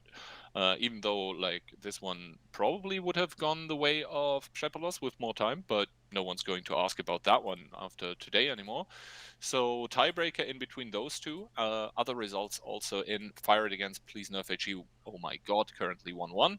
Calculated 2-0 against Capibari. And next result just came in. Haichetok currently winning out against Kotsurka 2-1, but I think it was 2-0 before. So latest win coming in by Kotsurka. I mean, Kotsurka is defending first on every map, so that means they just played their defensive round on, I think, Himmelsdorf. That should be the one running in parallel to what we are seeing. Calculated will now be facing Halil Esports in the semi-final of Group 1. Prikosaurus is still waiting for the tiebreaker between Fired and Please Nerf HE. Those teams should have started their game already. No, it starts in 1 minute roughly. And then Prikosaurus will face the winner after their convincing victory over KSK Nomi. So 4 teams left in that after the tiebreaker was decided. And I guess we can head to a quick break until the TV breaks. We will take a bit of a break and then we will be back for the tiebreaker between Przepolos and Storm.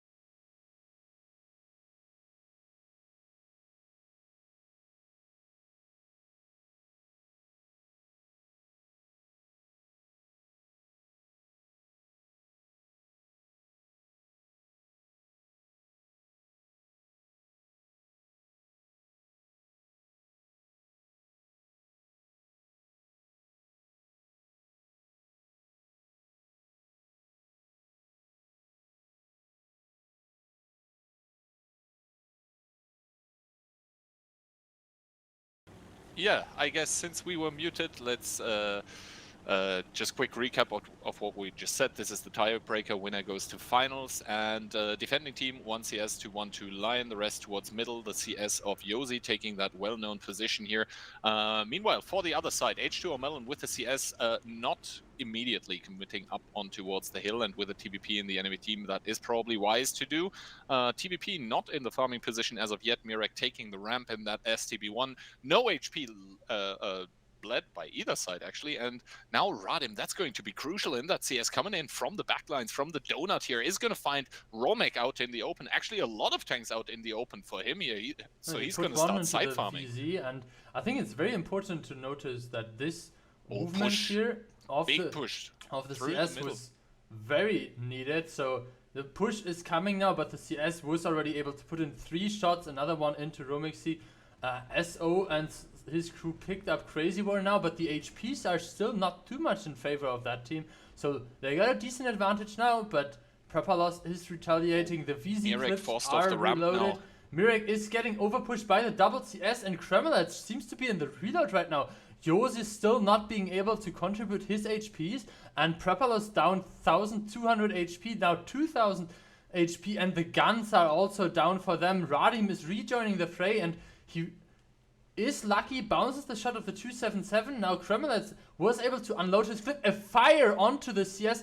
If the CS burns to a crisp, now the situation has turned around. The HP lead on the side of Prepalos, who bled another shot onto Pomerantz, but there are a lot of one-shots, and Yosi might be able to put in some good shots there into the sides of the 277 and the VZ55. Yeah, Ondra now with the kill onto ISO, but in turn that opens up the field for the 50B to start clipping here, as he does, taking out Ondra in turn here, but gets torn to pieces. Radim with the pickup. I think Pomerantz before him was able to do a shot, and now Radim and Pomerantz both on a one shot, but Radim is going to take that window to not put in a shot into Romek, so now he's not a one shot either for Pomerantz here. And the problem for the attacking team here is right now that the Romek fluffed his shot. Now you can see the Sharks are encroaching, and there is the second shot. Pomerantz picks up the kill. I just sent the stream link in the chat so you can enjoy watching this great 277 player battling it out in epic random games. And yeah, Sir Jacob, the last one standing, 4 tanks coming from all directions now, and good stuff here coming in from Storm overall, but I would say deserved victory for the Czech team of Prepalos. Indeed. So Prepalos going to make their way to the finals here. Sort of a bumpy road through Himmelsdorf, but I guess in the end prevailing, and I have to agree with your sentiment that in the end I think the team that had the stronger showing made it through. That being said, Halil Esport against Calculated, still an ongoing game here. 0-0. Just won against Timo Kurka, so Heichatok is in the finals there. I guess Heichatok will meet Birne, if I remember that correctly. I think since no games are active right now that we could join, we can just take a look at the groups. Yeah, I mean, I will quickly move that, change to this, and there we go. Okay, so Heichatok will actually play against Tens. Birne is in group 1, I think, or in group 2. So Heichatok versus Tens now. Birne will play against Prepalos. We just saw this game ended. And the other games, obviously because of the bigger brackets, still running. Halil Esports versus Calculated, and Prikosaurus will play against Please Nerf HE. Oh my god, the result just came in. Yeah, a lot of games to happen. Halil Esports versus Calculated has just started, so I guess we will get results sooner or later there as well. I will quickly check on the teams if everyone is ready, and then we will jump into one of the final matches in, I guess, roughly 6-7 minutes. All right. Good. So I will leave the screen for you. I will repost the the stream link for Pomeranz, the winner of this round. And yeah, see you in a moment.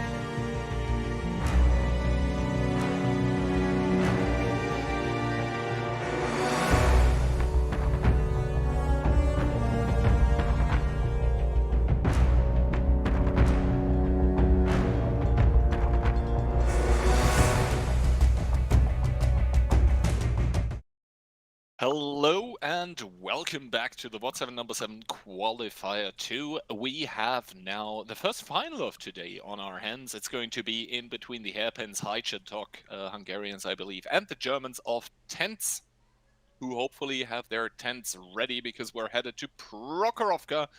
And it is going to be Hajcetok, that is a team of trick players defending with a T100 and STRV triple S-Conk and an IS-7, so a lot of hold down power. Meanwhile, the Germans, mostly tense players, one weird player with Luca in there, bringing in a T100 and STB double bat shot, interestingly enough, an S-Conk, a 277, and a Kran. So Baron and Fluffy Lions. I hope we are not muted this time, by the way. No, otherwise. No, you would never do such a mistake. Not twice, at least. All right, opening-wise, we do see double S-Conk going towards the middle from the Hungarians, also one IS-7. Kreia going to spot the 1-2 line with his T100. Oh, he's not the flying 3K anymore, just Kreia. Kunik with the IS-7 together with the STB headed towards 1-2 line as well, and the S-Conk going to the well-known A6 position. For the attackers, Eric doing a middle spot, middle run, doesn't jump over rails, and the rest of his team, Kran and S-Conk rails, and the rest, I mean, you can see something very important. Eric was spotted in the middle, and Kreia immediately moved forward. So this is very good awareness, and obviously he knows there's still a double bat shot, so this could be something like a bait. But yeah, carefully he's moving through the bushes now. Obviously he will not find anything here. And with that knowledge, this should be allowing them, and you can see it immediately, Dani already moving with his S-Conk towards the back, this A6 position. The double bat shot is unspotted right now, so if they arrive at green Mickey Mouse A8 position, they might be able to just overrun him. Now the T100 and the Object 277 gets spotted, and the second S-Conk is rotating immediately. They have to be careful that the 1800 HP of the STRV is not completely out of the game. So we can take a look at... Oh, Baron finding Green Mickey Mouse in his S-Conk right now, and Fluffy Lions coming from the top. Arakelia not really. Then the 277 yet. Even Eric and Real in the T100 putting in fire, and Green Mickey Mouse just melting towards those guns of Tens. Pretty quick pickup. Yes, they do pay with some HP onto Baron, but he's still on like a 2-shot here. Now Orc and Dani coming with the S-Conks, but they probably don't want to overpeak that 6-line, and that was a very, very good start here for Tens, I must say. Yeah, Ten's convincing start here. Eric spotting out the complete area immediately now, situated in the cap circle. Fluffy Lions tries to block this hull-down decap positions here from A6, where you obviously have to overpeak for the decaps. And while Trick or Hajcetok is now able to fully control the 1 cap, fully control the western 1-5 or 6th line even, yeah, firm control here over the 2 cap. The STB can cover from the back. Baron invested some HP at the beginning, but can pull back in his bat shot, sitting on a 2-shot comfortably as well. Arak is holding down Dani, and this looks pretty decent for Tens so far.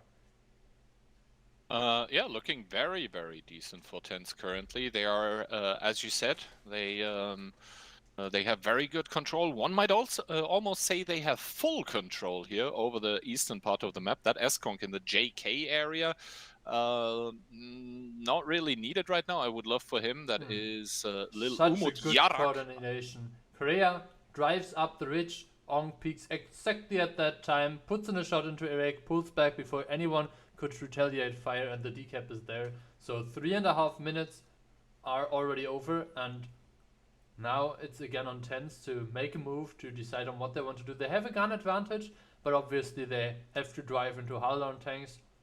The STRV is covering them, and as we all know, if you push onto something and an STRV is covering, that might not be the best idea. So yeah, right now Tens, they got a good opening, but now sort of their capping attempts are paused. One might also say futile, and now Never Forget Me in the Kran, as well as the S-Conk. I love that nickname, Lil Umut Yarak. getting rotated north. So I guess the team of tens in white is actually preparing to do some sort of commitment, almost collapse onto one of the heavy tanks by Haichatok that are close. I have to really say that I like what Danny did here. I'm not sure if we have time to point that out, but I would just use the time now. So often we have a tank that is situated in this position, and then you have a Batchat and a heavy tank that are collapsing. So something like this. And because of the way this is situated here in this ditch, this area is kind of covered by the ridge line. So the STRV couldn't have great shots there. Danny was aware of that. There's no cap pressure. He pulled back behind the rubble. This way he can have much better shots to protect the IS-7 and obviously his body in the S-Conk as well. If a decap is needed, this S-Conk can help out, or he immediately moves up back there if there is any time pressure for the defending team. And actually he even moves further away now, so decided that there's no need to still stay up there and be pushable. The double Batchat has grouped up now, Baron and Fluffy Lions. Cap is started by Erik again. And looks like they are over pushing onto Onk. The first shot immediately connecting onto the Batchat. A bit of a unlucky focus fire. One shot bounced on the Batchat. Look at both those tanks taking shots. Fluffy Lions should be picked up now, but unfortunately, they put too many shots into the 277. Arak is being tracked on the ridgeline. There has to be a decap now. And in March the next is meanwhile 30 seconds, because the cap is started with 3 players. Fluffy Lion still on a one-shot, survived that aggressive move and shortens the cap time by further 10 seconds. Korea completely out of the game. What did he do there? Completely on the southern edge. Now he will be blocked by the S-Conk. No decap shot yet. 2 seconds left on the cap. He has to do the hero move. Puts in a decap shot, but I think it was too late. Indeed, it was too late, and it was also too little too late, because if you take a look at the HP right now, Tens, they still have all the guns in the game. They could have counter-pushed, they could have just eliminated the tanks that were close to them and then just let the SGRV be a good man somewhere else. So Tens picking up the first round here in a very, very controlled fashion, as you said. Looking good, looking strong, and now the sides are even going to be swapped, so Tens is going to be defending after this one. Just one casualty on their side here, the Batchat, but I don't think Fluffy Lions is going to be too concerned about that one, as he did top damage, and yeah, look we at all this know one non-penetrating hit that Yep. took them 10 seconds away from the cap when he joined as a third vehicle. Yeah, but even then, like... And I don't know, like Korea had so much time, like he could have literally just went through the south, and like the STB, I'm pretty sure that the STB is not able to just outspot the T100 even if he's in a bush there. So a bit too hesitant on the side of Haichatok, and maybe we'll have some more results in the meantime. Yeah, in and the also other semifinals. And also a bit of an oversight on Haichatalk's part to just leave one Super Conk there in that holdout in the back, because if you have double Batchat, then you always run the risk of just, those two Batchats just going and clipping out to the heavy completely. I mean, in theory, if the shooting would have been a bit better, they pick up Fluffy Lions there. Fluffy Lions doesn't do his 5th shot. And Arak, I think he survived with, 2 non-penetrating hits. So if the STRV connects one more, or if the S-Conk survives a bit longer because the Batchat is focused out in a better way, then this could have been a good decision by Haichatok, but in the end it was just a matter of focus fire. Yeah. Then on to the other matches. Halil Esport against Calculated 2-0. Tens 1-0 obviously against Haichatok. Then Birne losing against Pshepalos currently. And Prykosaurus is winning against Please Nerf HE. Oh my god. So, 50 seconds left here, and we do see the attacking lineup by the Hungarians. It is going to be triple CS 63, then we do see one Superconk double IS-7 and a 113. So, no T100, most importantly. and very, very fast lineup. Yes, IS7 S-Conk, but the 113 is a very fast heavy tank, and the IS7 can get boosted by the CS if they choose to do so. So overall, very, very mobile. Yeah, so guess we will have a bit of an aggressive move onto the eastern side. Usually that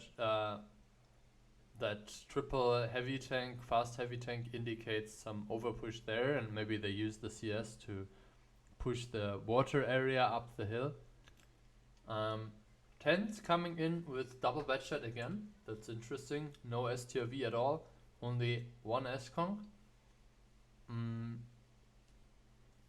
They have the light tank advantage, and we could actually end up with a scenario that we saw the previous round, that the team coming from the north pushing along the 2 line with their light tank, situating some things here and something here, and then the push is coming with the heavy tanks here, medium tanks here. But I guess we have enough time to figure that out after the first moves were made. Once again, not drawing a cock. Feels bad, man. Anyway, also what's important to mention, once again, double batchet here for the 10th players. And against the CSs, the batchets actually don't fare too well, because the CSs are mostly HP boost nowadays, so the 1950 clip potential isn't really enough to take out a CS. So 1v1, the CS, if it doesn't get set on fire, will always prevail. So that is one thing that the 10th guys need to take into consideration. They, on their defensive lineup, they so far have completely not gone for the eastern side of the map, which is now getting pushed by IS7 with a CS on the Overlook and a CS in the city. There is one CS also by Haichitok in the southwest here, just in the pocket to sort of support. And I'm not really sure what that 113 is doing there. I guess long-range snipes, but then again, no, I think he was AFK. Now he starts driving. I mean, nobody in the stream saw him AFK. I think he was just covering the S-Conk. It's a great, but like, it's a great 113 position here. You can help out this direction, you can help out this direction. Even if there is an aggressive defensive overpush here, the 113 with its great sniper gun, purple stabilizer will make short work of any push. So I'm pretty sure that he knew exactly what he was doing there. Yeah, the 113 and its sniper potential, you heard it here first. That being said, obviously we're talking about some memes right now, because apart from the 113 relocating and the IS7 taking the northeastern parts of the map, not really a lot has happened. 10s seem to be comfortable in their little enclosure, I guess, in the northwestern quarter of the map. And now Kunix starting to over PK in the middle. Nice shot into Arak. And also the Superconk getting tagged in the back here. That is, I would say, unnecessary damage that he's taking right now. Like, down to 1700. That must be 2 IS7 connections or something. Now NK needs to... We have a similar situation on how we saw it with the STV of Frawley and the IS7 of Sakalito in the first qualifier of CSA. So the S-Conk needs to make sure it moves out fast enough, and now the CS is spotted, is getting approached by the T100 and the batchets. T100 decided that the batchets will be enough. The S-Conk is getting stormed there. Dani picked up by the 277s. NK is trying to get some distance, trying to get away from the batchets. I think one batchet shot bounced, but still the thing is, though, cap enough. is ongoing, 13 seconds, so they need to make something happen. March is now overcommitting onto the Superconk of Lil Umudyarak, so he's out of the game, but now Eric coming in here, and the resets do start coming in. Eric even, I don't agree with that thing that he basically took a shot of damage here, but yeah, 7 people still alive for the team of 10s. They are up in HP, probably up in spirit, as well as friendship right now. As their first tank drops, it's going to be Lil Umudyarak, but that counter push out of the cap is just being met with fierce resistance by the Germans. And now Eric should be able to pick up Kreia as he does Never Forget Me dropping in return, but now only Orc remaining in his IS-7 in between 4 enemy tanks that are just penetrating him from every direction, even getting set on fire, adding insult to injury. And now it's just the victory road here down to the south, down to that last tank of Haichetok, marches the last one to the grave, I guess. I mean, Marches will now feel like never, just that he's not in the middle of Polish friends. On a train. But Where's in that the train middle of going? German Where is friends. it going is the question. I guess to the grave for Marches this time as he reverses off. Probably trying to pad his stats a bit more, but yeah. Yeah, I mean, 10's 2-0 now on Prokhorovka, and the best of 3 starting that strong on the first map is always big advantage. We saw it with Prepalos. They struggled on Himmelsdorf, but the good first map there helped them to easily survive towards the tiebreaker, which they decided for themselves. So good stuff there. Also good stuff coming from Prikosaurus, now 2-0 up on Please Nerf AG, and Burner, who picked up their first victory, 1-1 scoreline against Prepalos.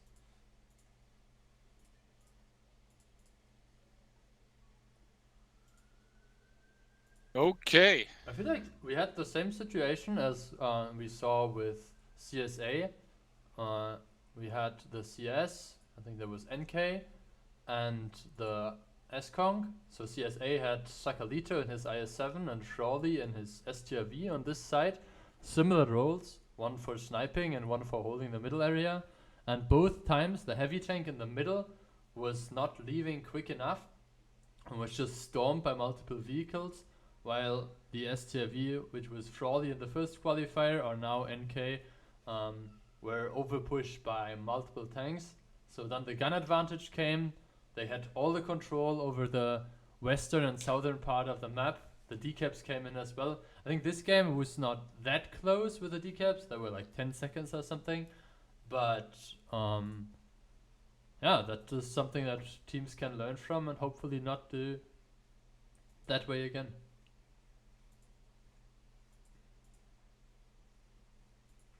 All right. So, Haichetok up against the ropes now. We are headed to Ghost Town, a map we have not seen yet today. So looking forward to that one. Obviously, with such a short qualifier tournament, it's you're going to see most maps only in just one round. But yeah, double IS-7, double IS-4, one IS-7, double S-Conk, one CS, and Kunik not yet decided as to what he's going to pick. He's got 50 seconds left, so I mean, 50 seconds is usually enough for you. Huh? Halil Esports versus Calculated is now 2-1. I think Halil Esports was up 2-0. So second map looks like it's more of a preferred map for Calculated. Yeah, as you can see here, I will move the window a bit. Ghost Town is the second map. Can also be seen by the very heavy lineup here. Triple Super Conk, double IS-4, one IS-7, and only the one medium tank. Usually those medium tanks are being pushed towards the sides, so at the very north and very south 4-line positions there.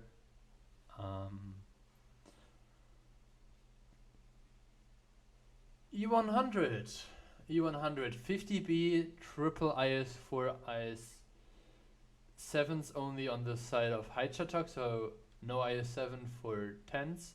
S-Conk and a VZ55, so no mediums this time. 10s coming in with over 19,000 HP, so you can see all those heavy tanks HP boosted as well. This could end up in a bit of a shootout around the cap circle. Yeah, we'll have to see. Obviously, a very beefy lineup there by 10s with that E100, with all those IS-4s, the S-Conk, the VZ even adding a bit of clip potential together with the 50B. That's going to be interesting. Both of the clip tanks are going or getting diverted towards the northern part of the map, all the single shooters for the attacking team on the southern part. For Haichatok, we see one S-Conk going south, one CS boosting the IS-7, S-Conk going north, one CS boosting the IS-7 towards south, so that he reaches that position very fast. But it's all going to be about that commitment that I think is about to happen onto that 2-cap, where a lot of tanks by 10s are just concentrated here. Taking some damage now I'm is not Never sure why Forget Me. Never Actually, Forget Me just oh drove god. in. I mean, What?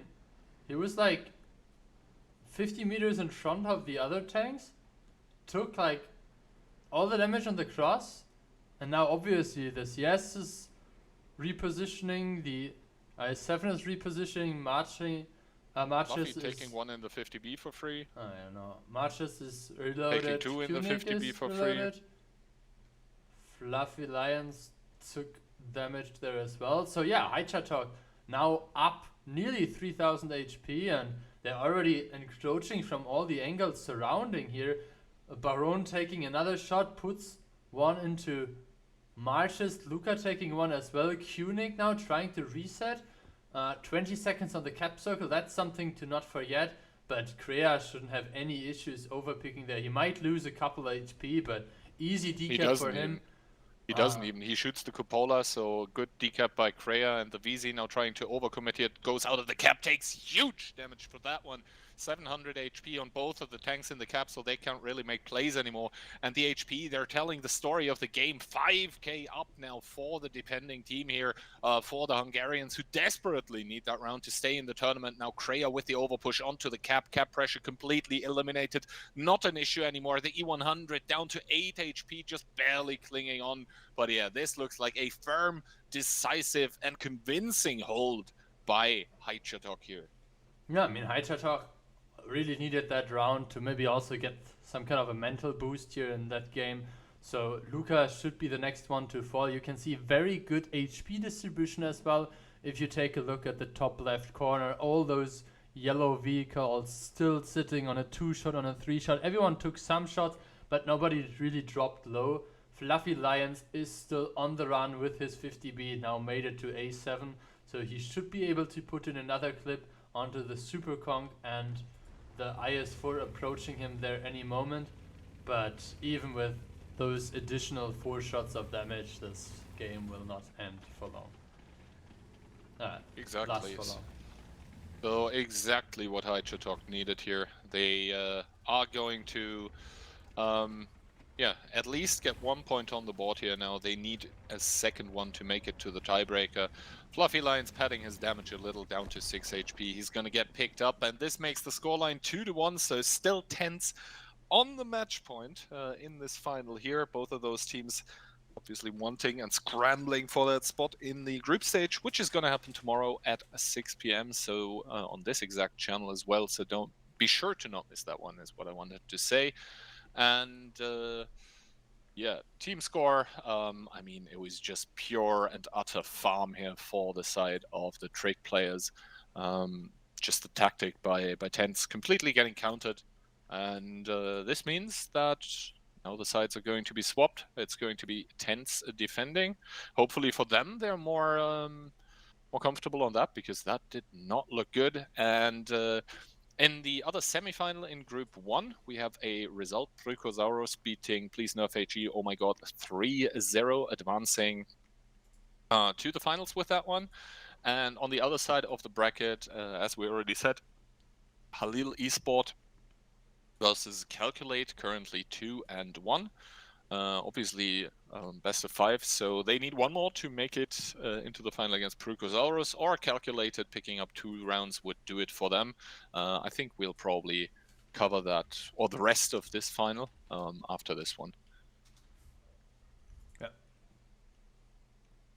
So I will, in the meantime, prepare our amazing group draw spreadsheet already. Mm-hmm. For the Is it amazing though? I mean, it's very amazing. For the people that didn't join the first qualifier, there were similar brackets as today. In will go the team cutie pies around Vervi and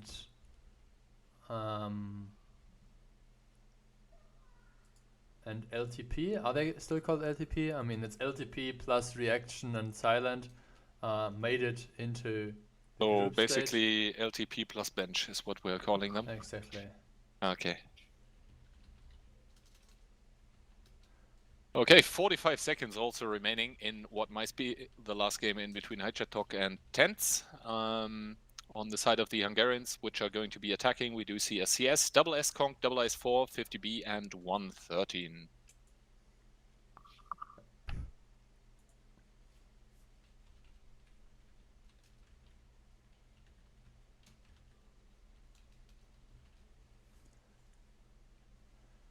Hey, Birne leading 2-1 now over Prepalos. That should have been their defense round on Ghost Town. We might actually end up with a tiebreaker there as well. But yeah, both teams will now play this round on Ghost Town defending. So Tens should have a bit of an advantage here, starting from the defending side with 6 heavy tanks, 2 IS4s, 4 S-Kongs and the CS. Kunik opting for a 50B. As you mentioned, we have 2 IS4s, 2 S-Kongs, the 113 and the CS, so a bit of a mixed lineup here for the Hungarian team. Yeah, I guess the Tents lineup could be classified as, you know, dropping the gloves, dropping the sort of, you know, finesse, I would say. Because if you take this many Super Kongs and IS4s, you're just looking for a fight. Basically putting on the gloves to start punching. At least that's how it feels like to me, or would feel like to me if I was in the enemy team. On the other side, we also see Super Kongs IS4s, but a bit more rotation potential with 113, 50B. Obviously, both sides have a CS, so that interaction will be interesting to watch. And also, that cross here right now is interesting to watch by the 113 that is getting boosted by the CS. How much, if any, damage they take and how healthy they arrive there. Yeah, so as you can see, Eric was actually not able to spot them, so he's now trying to move forward.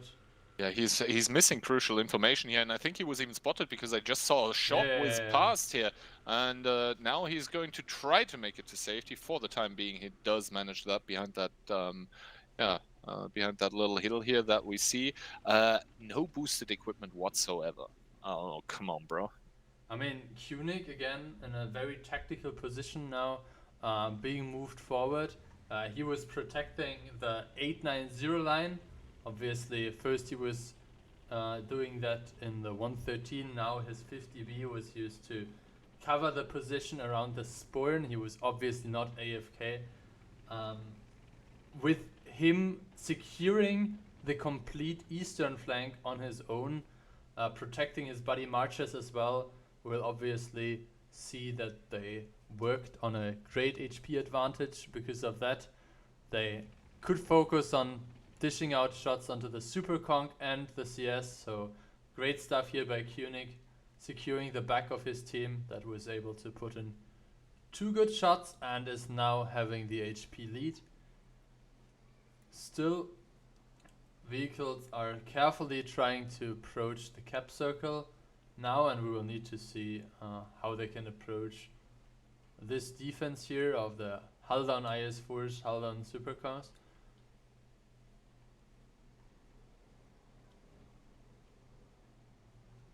Okay, so Krea should be able to spot out Never Forget Me now. Obviously he knows about, okay, maybe he doesn't know about this position here. You can shoot through this small gap while being completely held down. Here you have to side scrape, what he's doing right now. And he is obviously also facing the first angle, which is Luca, and not the second one, which is Never Forget Me. Kunik in the meantime has made his way around. him leaving the defensive position led to a green Mickey Mouse getting shot. So so far the 10th player is getting the better end of the trades, by the way, at least in the city, as both Green Mickey Mouse and Kreia took a shot of damage. NK now advancing here with his CS63 in the north, as you can see. He should be able to outspot Arak in his S-Conk, if the S-Conk even peaks, that is. But we saw it time and time again. This S-Conk position here is so hard to push. So NK spotted the S-Conk, as you can see. It was visible on A4. But yeah, he realized himself that this is not the way to go. Kreia now has listened to my voice, found the position to peek there. Might actually be able to shoot Never Forget Me if he should pull back a bit. But yeah, we'll need to see. Pavian following the channel. I guess we will follow him into the bar, into the restaurant later. Easy clap. But yeah, hey Papa, if you are still here in 10 minutes. All right. I mean, obviously we have time to talk about a lot of things right now, because as you can see, the teams are approaching this with a lot of respect and a lot of methodology, right? What you're saying is we are watching a typical CSA game. Yes.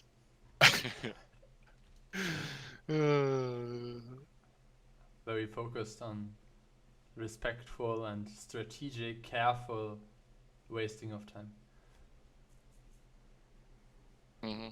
I mean, time for me to type some stuff in the chat, I guess.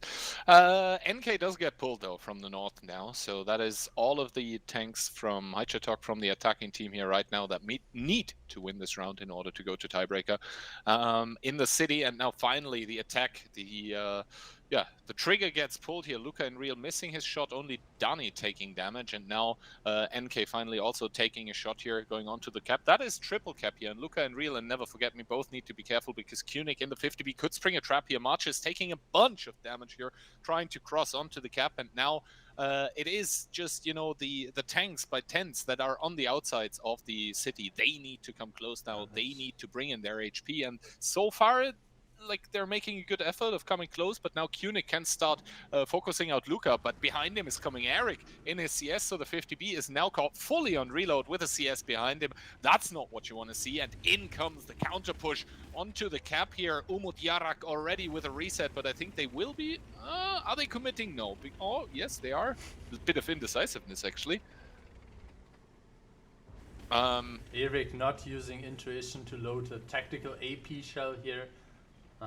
But still puts in a good shot onto Kunik. Luca now encroaching onto him as well. Kunik, obviously with only 4 shots, won't be able to finish out that here. Yeah, I mean the cap is still being fought out. You can see Never Forget Me now is being picked up by NK, who took a strategic position behind the Rex now. But if you take a look at the cap timer, this speaks a very clear language there. Baron still on the 1.4k HP. Arak still 1.6k, 1.8k even, Luca on 1.6k, and I think Haichatak was just too slow at the early stages of the game to close out this game in the end. Yeah, I mean, I wanna... It's always going to be nitpicking, right? But I want to highlight that the team cohesion in the 10th team could have been better. They would probably call it better themselves. I didn't like the indecisiveness that happened there at the cap. Some of them seemed unsure whether to commit in. Some of them like just stayed and took damage for no reason. Like, if you are going to commit in with the IS-4, just do it with everyone, please. Oh, what was those shootings there? Like, NK missed completely. Now he puts in one more into Little Umok, and then gets rammed. Baron is now trying to pad his stats a bit more. He did some really good trades before onto the S-Kongs. He was part of the reason that the initial trades were going so well. When is the shot from Baron? There, he picks up the kill, additional W and 8 secured. And 3-1 victory for TenZ over Haichatok. So TenZ is actually the next team to qualify, the first team of today, for the group stage. And in the garage, we'll probably be able to see if a second one already qualified. And Nope, that Burner versus Prepperlos is going to a tiebreaker. So I guess before we hop into the full game in between Calculated and Halil Esport, because that one just started probably, we'll just take the tiebreaker of that and then go to Calculated. Well, I mean, we will still have the final game, which is the game between the winner of Halil Esports and Calculated versus Precrosaurus. Ah, true. So I guess we watch the tiebreaker in between Birne and then go to the other final? Yeah. Okay, so see you in just a few minutes.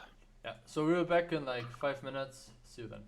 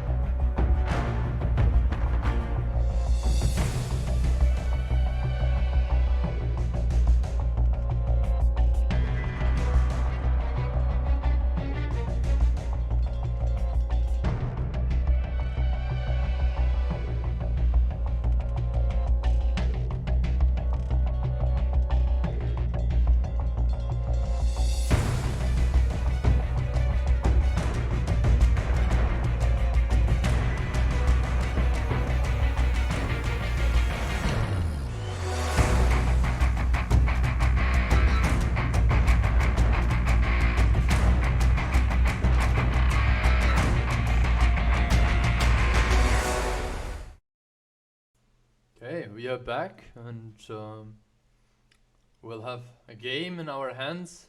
Prepalos versus Birne. Prepalos defending on Tundra, which historically has not always been necessarily an advantage. You can see here the post-game stats from the last game. Shoutouts to Baron, great stuff here, 4,400 damage. Not bouncing a single shell. Also his other teammates, good amount of decap shots, everything was pretty much well done here.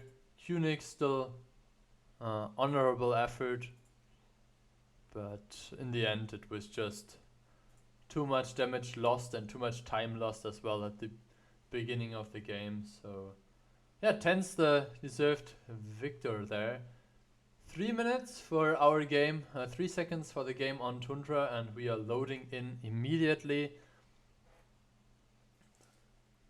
Team And Birne playing with the 60 TP, Kranwagen, S-Conk, 5A, CS, and the 113. What do you think about the lineup of Prepalos?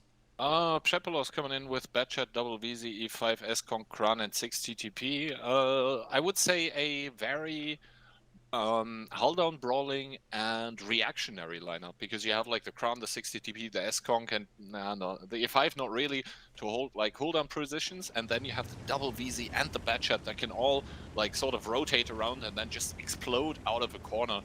With those clip potentials, that is like, I don't know, almost 4K clip potential. Okay, now about the interesting stuff. What do you think about the Birne logo? Yikers, bro. But yeah, the 60 TP Yosi, unsurprisingly headed towards a DE4. The S-Conk taking that position where normally in standard battle modes where there's the cap, he's going to have shots onto Seppers Hates Artie in the 60 TP, who is approaching. He already tried one. VZs are trying to preempt there, but I guess they didn't. So VZs are still trying to counter. Oh, Yosi overpeaking here, taking one by the S-Conk, so he needs to make that one count. Indeed, 676 connection into Seppers Hates Artie, immediately establishing dominance, but obviously with that S-Conk coming from the side here, he does even get spot back onto the S-Conk, and now Pomeranz also with a shot into Seppers Hates Artie, so we can see that clearly that 60 TP position for the attacking team, if you don't defend it properly or if you don't support it properly, then it can be rather difficult to play. Now finally Pomeranz taking a shot from the backlines, probably the S-Conk Timmy here, and this is going to establish sort of where all of the tanks are going to be able to play. Seppers knows he cannot really like overextend here because he'll be in crossfire, but both Yosi and Pomeranz, now Toby in trouble being rotated in his CS off screen, maybe towards the hill or something. Also that 5A, a pick we haven't seen yet by Handvoger Hates Artie. No, the CS is actually going to join up with that Wheezy. So I guess we're going to see some sort of north push, and that is going to compromise Pomeranz's position, because the 5A is going to be able to play hold down against him, and no one is spotting that as of now, so it will come as a surprise. Pomeranz will then immediately have to take the decision to rotate away, because otherwise he's going to die sooner rather than later. Nice stuff by Handvoger, by the way, staying sort of safe, and now Pomeranz, yeah. No, that is not what I wanted him to do. 863, getting completely blown up. Like, just run to where Yosi is, please.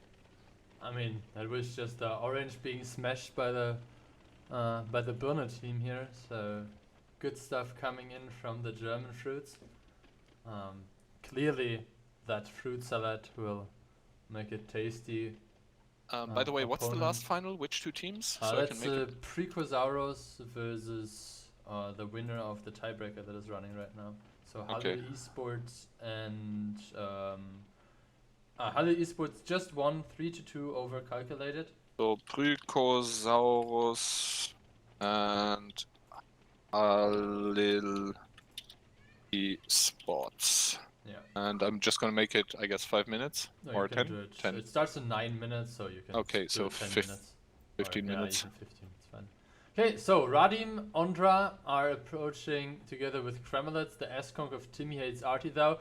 Good focus fire by the blue teams here, trying to hold the VZ on a low level of HP. Mirek taking one, Ondra taking one as well, but now the HP difference is also showing on the other side, where in the meantime the overpush happened here onto Yosi, onto Crazy Warrior. We kind of missed that part by focusing too much on the other side, but you know, sometimes it's just both sides collapsing and you cannot really show everything if you don't have picture-in-picture. And multiple observers, but and yeah. multiple observers. But yeah, you can see Birne now double the HP of Prepper loss, and this will be a very hard game to come back from with this 2-gun disadvantage. You can see good focus fire by Mark here as well. Yeah, 2-gun getting support disadvantage from and- Fatih Jumbo, who is showing who the daddy is this game. Oh, and Marquez Artie will try to push out the Batchat now. This way Fatih Jumbo can provide with additional firing support. Looks like the engine for Kremelets was down now as well. Repairs that, puts in another one, but now Marks picks up the kill. Last remaining shot is being done by the 5A, and that's Birne with 6 tanks and 8,000 HP remaining. I would have said the underdog maybe, but we haven't really seen them a lot in like group stages or something. That's why I guess they were coming in sort of as the lesser known team. Nonetheless, that performance on Tundra that we just saw was stellar. You have to give it to them. And yeah, that, I don't know, like Pomerantz, his position got compromised, and then it just felt like he suicided. Yeah. Right, so second team of today to qualify is another German one. So Pipo Gare reigning supreme, as we can ready up in the other game. And yeah, that's going to be the last match of today. It's going to be Halil Esport versus Prykosauros.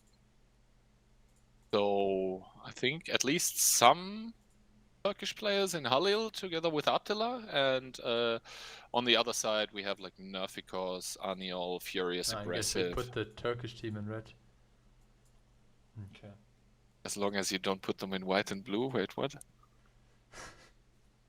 Alright, so I guess we all rest our voices a little, and then we'll be right back for the last match of the day. And after that, stay tuned for the group draw, which is going to determine who's going to play against whom in tomorrow's group stage. Exactly. So, see you in a moment.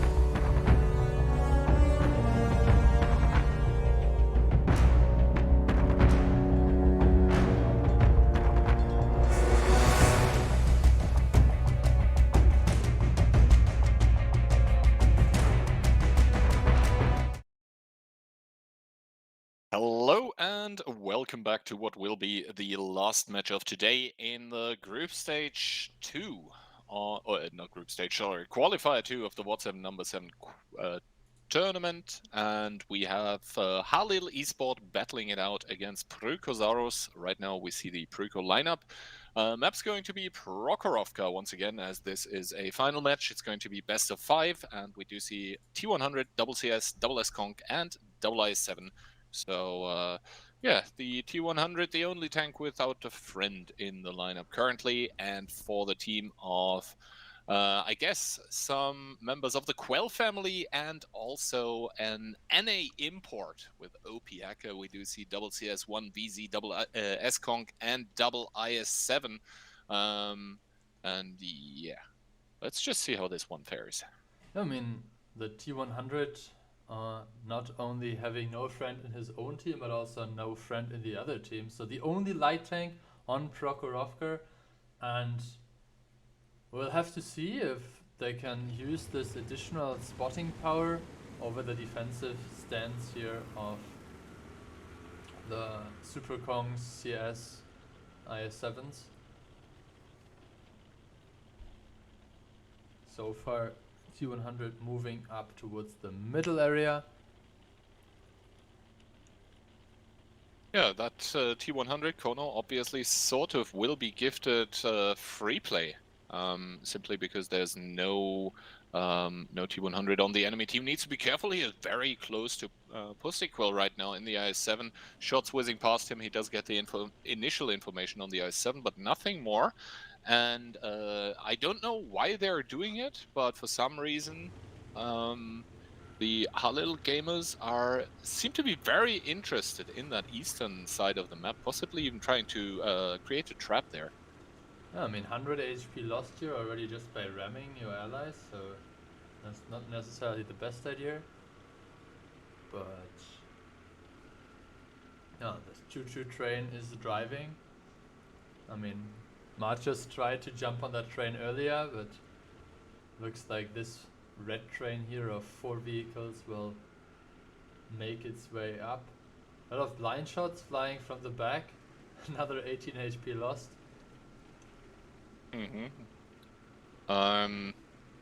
Yeah, it is a very unusual way to play, I guess, but you might be able to catch your opponents off guard with it. The IS7 The IS7 is just gonna die. over, and I think he will be regretting his life choices.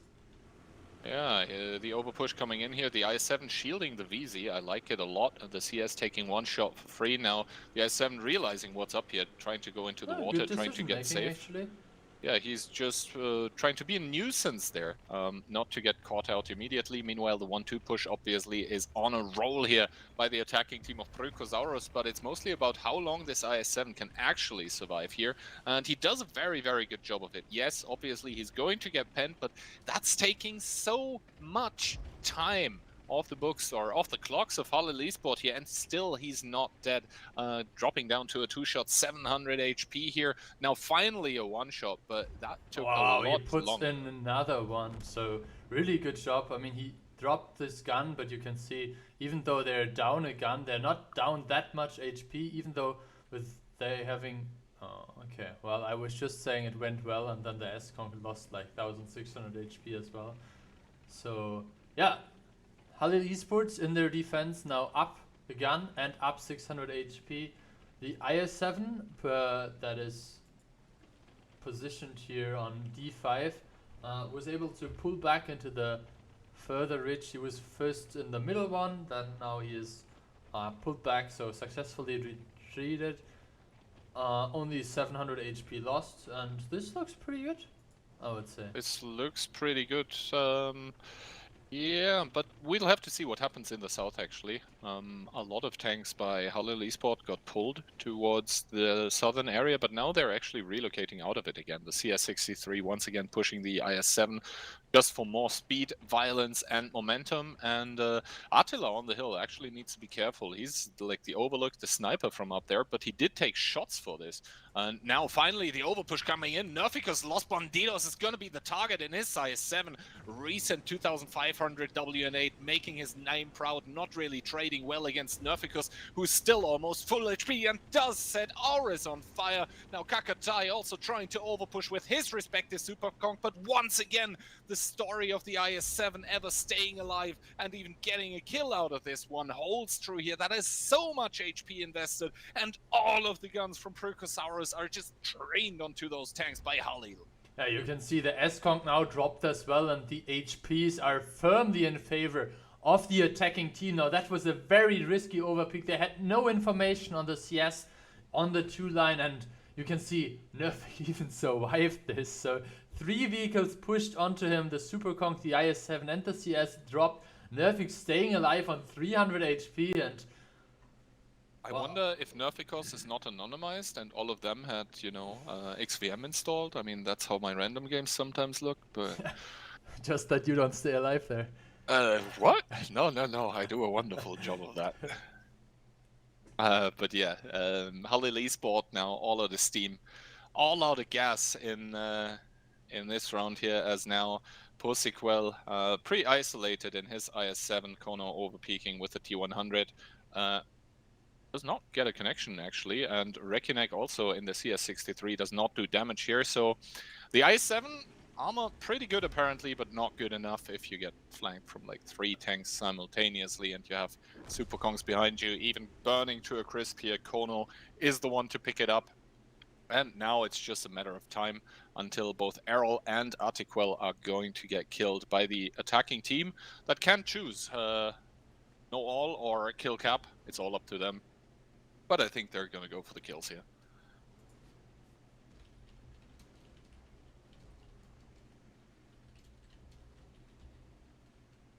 Yeah. Not much more to say. I mean, they're still trying to do damage, but... I mean, Cap Circle is running. Yep. Attila was able to pick up the IS-7 with a good penetration into the side turret. Errol should be able to pick up Flawless, but I don't think anyone will get past the 2000 HP Super Conk, so guess we have a moment to rest our voices. And the 60% Precosaurus believers, they will be happy about the result of that first match.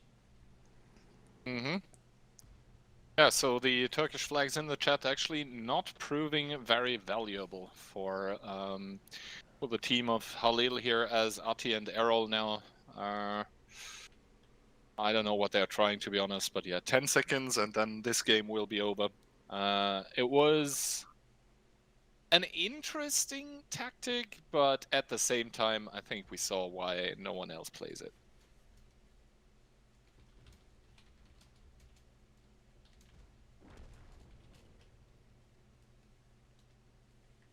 Yeah, I mean, I have to agree with the chat. Like, the burner logo looks much better than the new OM logo. Like, it can't compare to the old OM logo, but I would say the burner logo is definitely better than the new OM logo. Yeah, but that's just because the new OM logo actually sucks big ass. I think I did enough of a break to enable people to make a proper soundboard of that. Of course. Anyway, battle results here. Anjol coming in on top here. I think he was the one 4,100 with damage. the fire. Yeah. He has a kill shot and penetrated 9 hits, so might have been him. But I think Nerficus had a fire as well.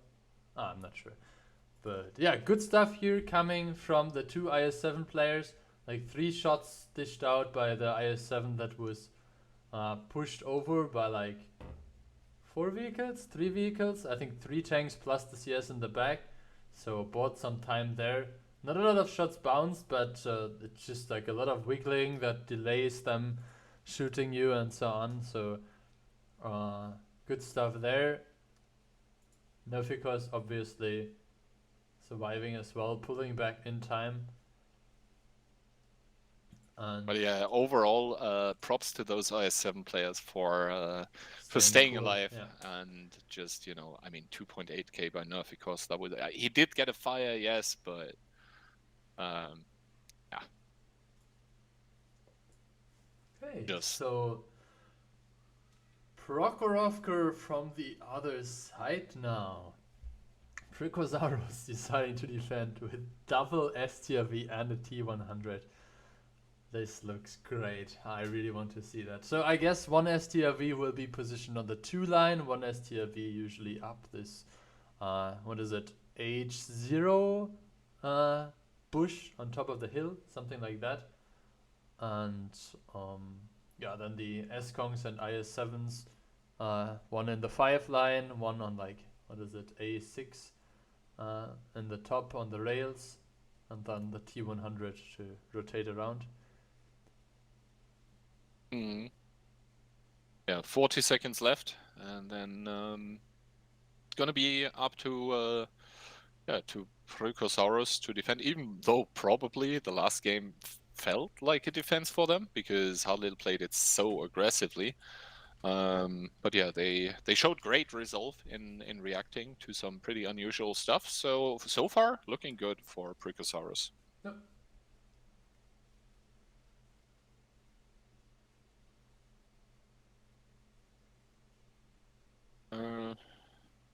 Yeah. Okay, then we will have a look at the lineup of the attacking team. Double IS-7, double CS, the T100 again, VZ55 and a Super Kong. So that could be commitment towards the 8-9 line again. We talked about it, bit of a passive setup here, double STRV and the T100 on the side of the defending team. What do you think should be the main focus of the lineup with the W key being pressed here? So the IS-7 should probably try to end up as fast as possible, clearing out this 890 position? Or what would you suggest them doing?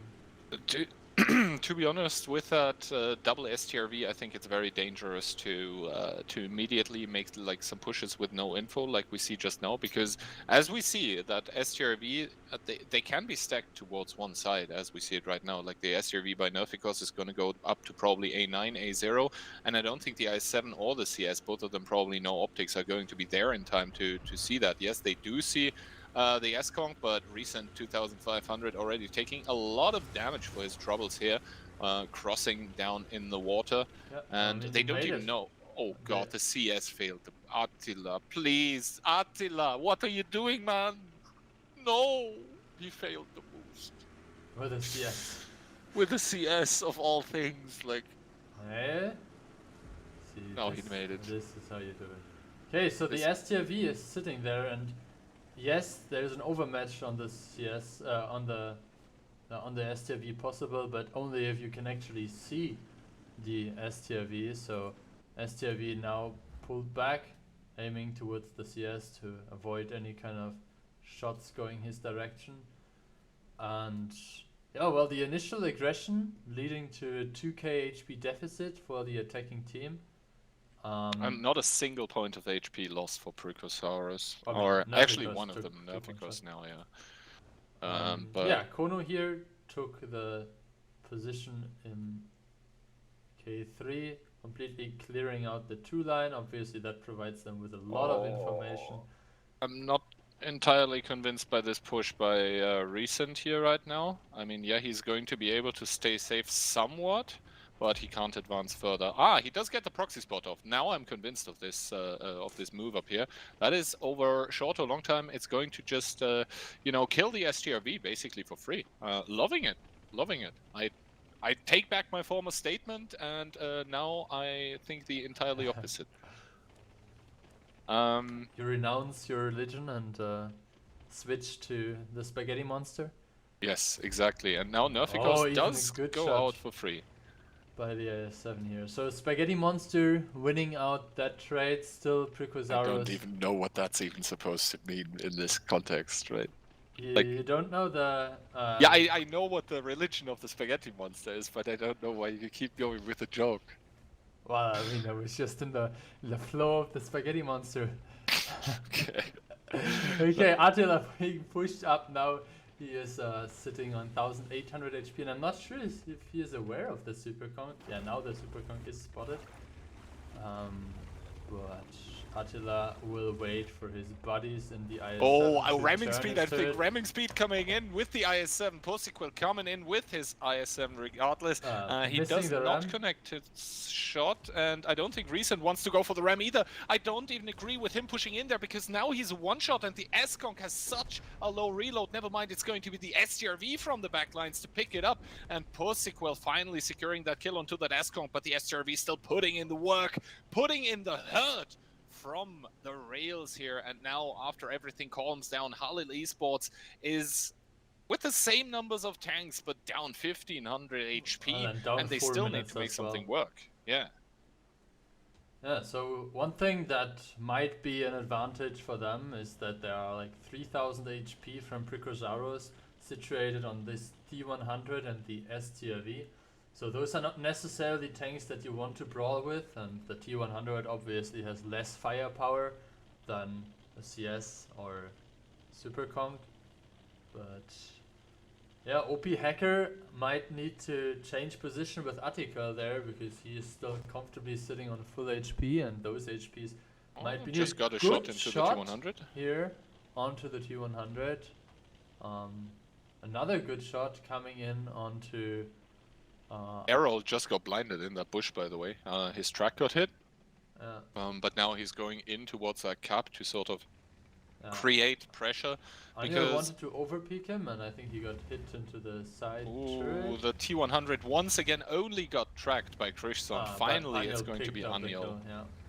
So that, I think, might already be the decision, because it's 3 minutes left. You have your VZ that is sitting on majority of your HP, having to make such a long way towards the 2 cap now, and he will just end up being overpushed. The Super Conk there should be in time to join the fray. I mean, he has a bounty turbo as well, so driving towards F6 is easily doable. I don't necessarily agree with the decision of Kono here to do it that aggressively. I mean, he probably does make it out. Yeah, he saw everyone and made it out, so it worked out for him. Now he basically gave a bit more time to his buddy in the S-Conk to rejoin the fray, but even without, that shouldn't have been. And I mean, he's on the long flank now. He's not supposed to be. Now you can basically see what I was talking about in the previous game. So the STRV will be able to do one shot, and now both of the tanks are in the ditch, and the STRV can't support anymore. Yeah, that's basically possibly Aniol will even be able to pick up the IS-7, or he just goes, oh yeah, yep, ooh, the track shots, but as a one shot he does make it out, but Attila should be able to kill him here, as he doesn't draw low enough to not kill, but in the grand scheme of things it doesn't really matter anymore, as 4k HP up almost for the side of Bruco, and yeah, not looking good for the supporters of the Attila faction here, as yes, OP Hacker is going to try to spot the STRV, but probably at the cost of his life here. Does get one shot in, does get safe. Now the STRV is taking some damage here, only 1800 HP difference anymore, but with 1 minute and 10 on the clock, I don't think Halil Esports really can pull it back. Decision making. Like, he knew that he couldn't outrun the CS, so he basically put himself in a position where he can be only attacked from one side, and the CS doesn't have the easy overmatch, so good stuff here by Flawless. Trades 1-for-1. Good shot by OP Hacker here once again. Oh, and actually FLV missing, but Krishson from the back lines, from downtown, I think he's able to help a buddy out. Not FLV. Well, how is he called? Flawless. Flawless. Oh. Ah. Now that you say it. Yeah, so Kono picks up Attila now, or doesn't. Maybe does. What are those plays this round? Like, really, what are those plays? What are we puts seeing? in another shot. Okay, Kono finally thank you. picks up the kill, and that's a 2-0 for Prokosaurus. We have seen some comebacks, but yeah, we will need to see if that is anyhow doable here for the team waving the Turkish flag. Are all of them? I don't think it's full TR, no? No, it's not even half TR, I think. Oh, okay. I mean, you can be American and still wave a Turkish flag, right? Or you can be Berry and wave a Turkish flag. True, true. Very true indeed. Yeah, good stuff here by the STRV. 5k damage. Shout out as well to Attila. I mean, he got some free shots at the part of the game where it was basically over. The T100 kind of YOLO'd in there, but still good stuff. The IS7 here, good idea with the proxying of the STRV on top. So OP Hacker was able to put in some shots there. You can see 3k sniped. But yeah, it wasn't enough in the end, and we will switch to Ghost Town. Same situation as with Highshot Talk. They lost their first 2 rounds on Prokhorovka and are now allowed to defend on Ghost Town. But they will need to win both rounds on Ghost Town if they want to not end up with the same 3-1 scoreline that we saw in the previous game. Mm-hmm. I mean, for the sake of the match, I hope Halil picks up a round or 2 now, just so we get more content, but that obviously is not in our hands.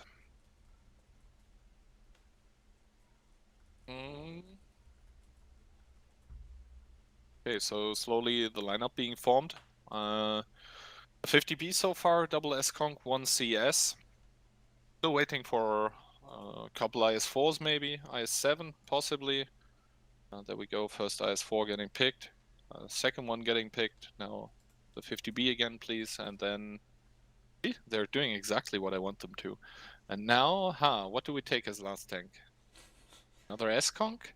A Batchat? No, you already have 1 medium. Usually that's enough for defense. So I guess IS4 and another hull-down tank. Yeah, 277. Okay, so there we go. Yeah, looking like a stable setup, to be honest. I personally am not a big 277 enjoyer, just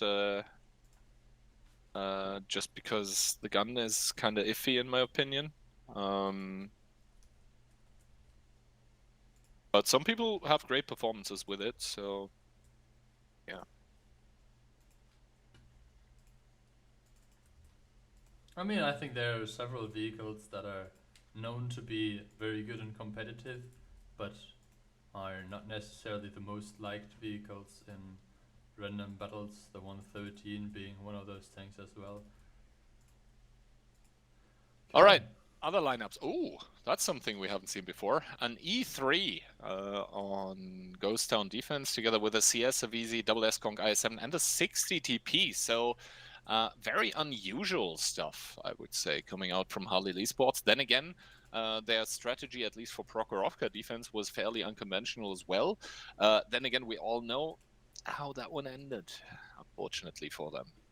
Exactly. So 60 TP is being moved towards this position that we have seen S-Kongs in before and IS7, so I guess on the crossing, if you have time to do one shot, this 750 alpha gun will deal a bit more damage.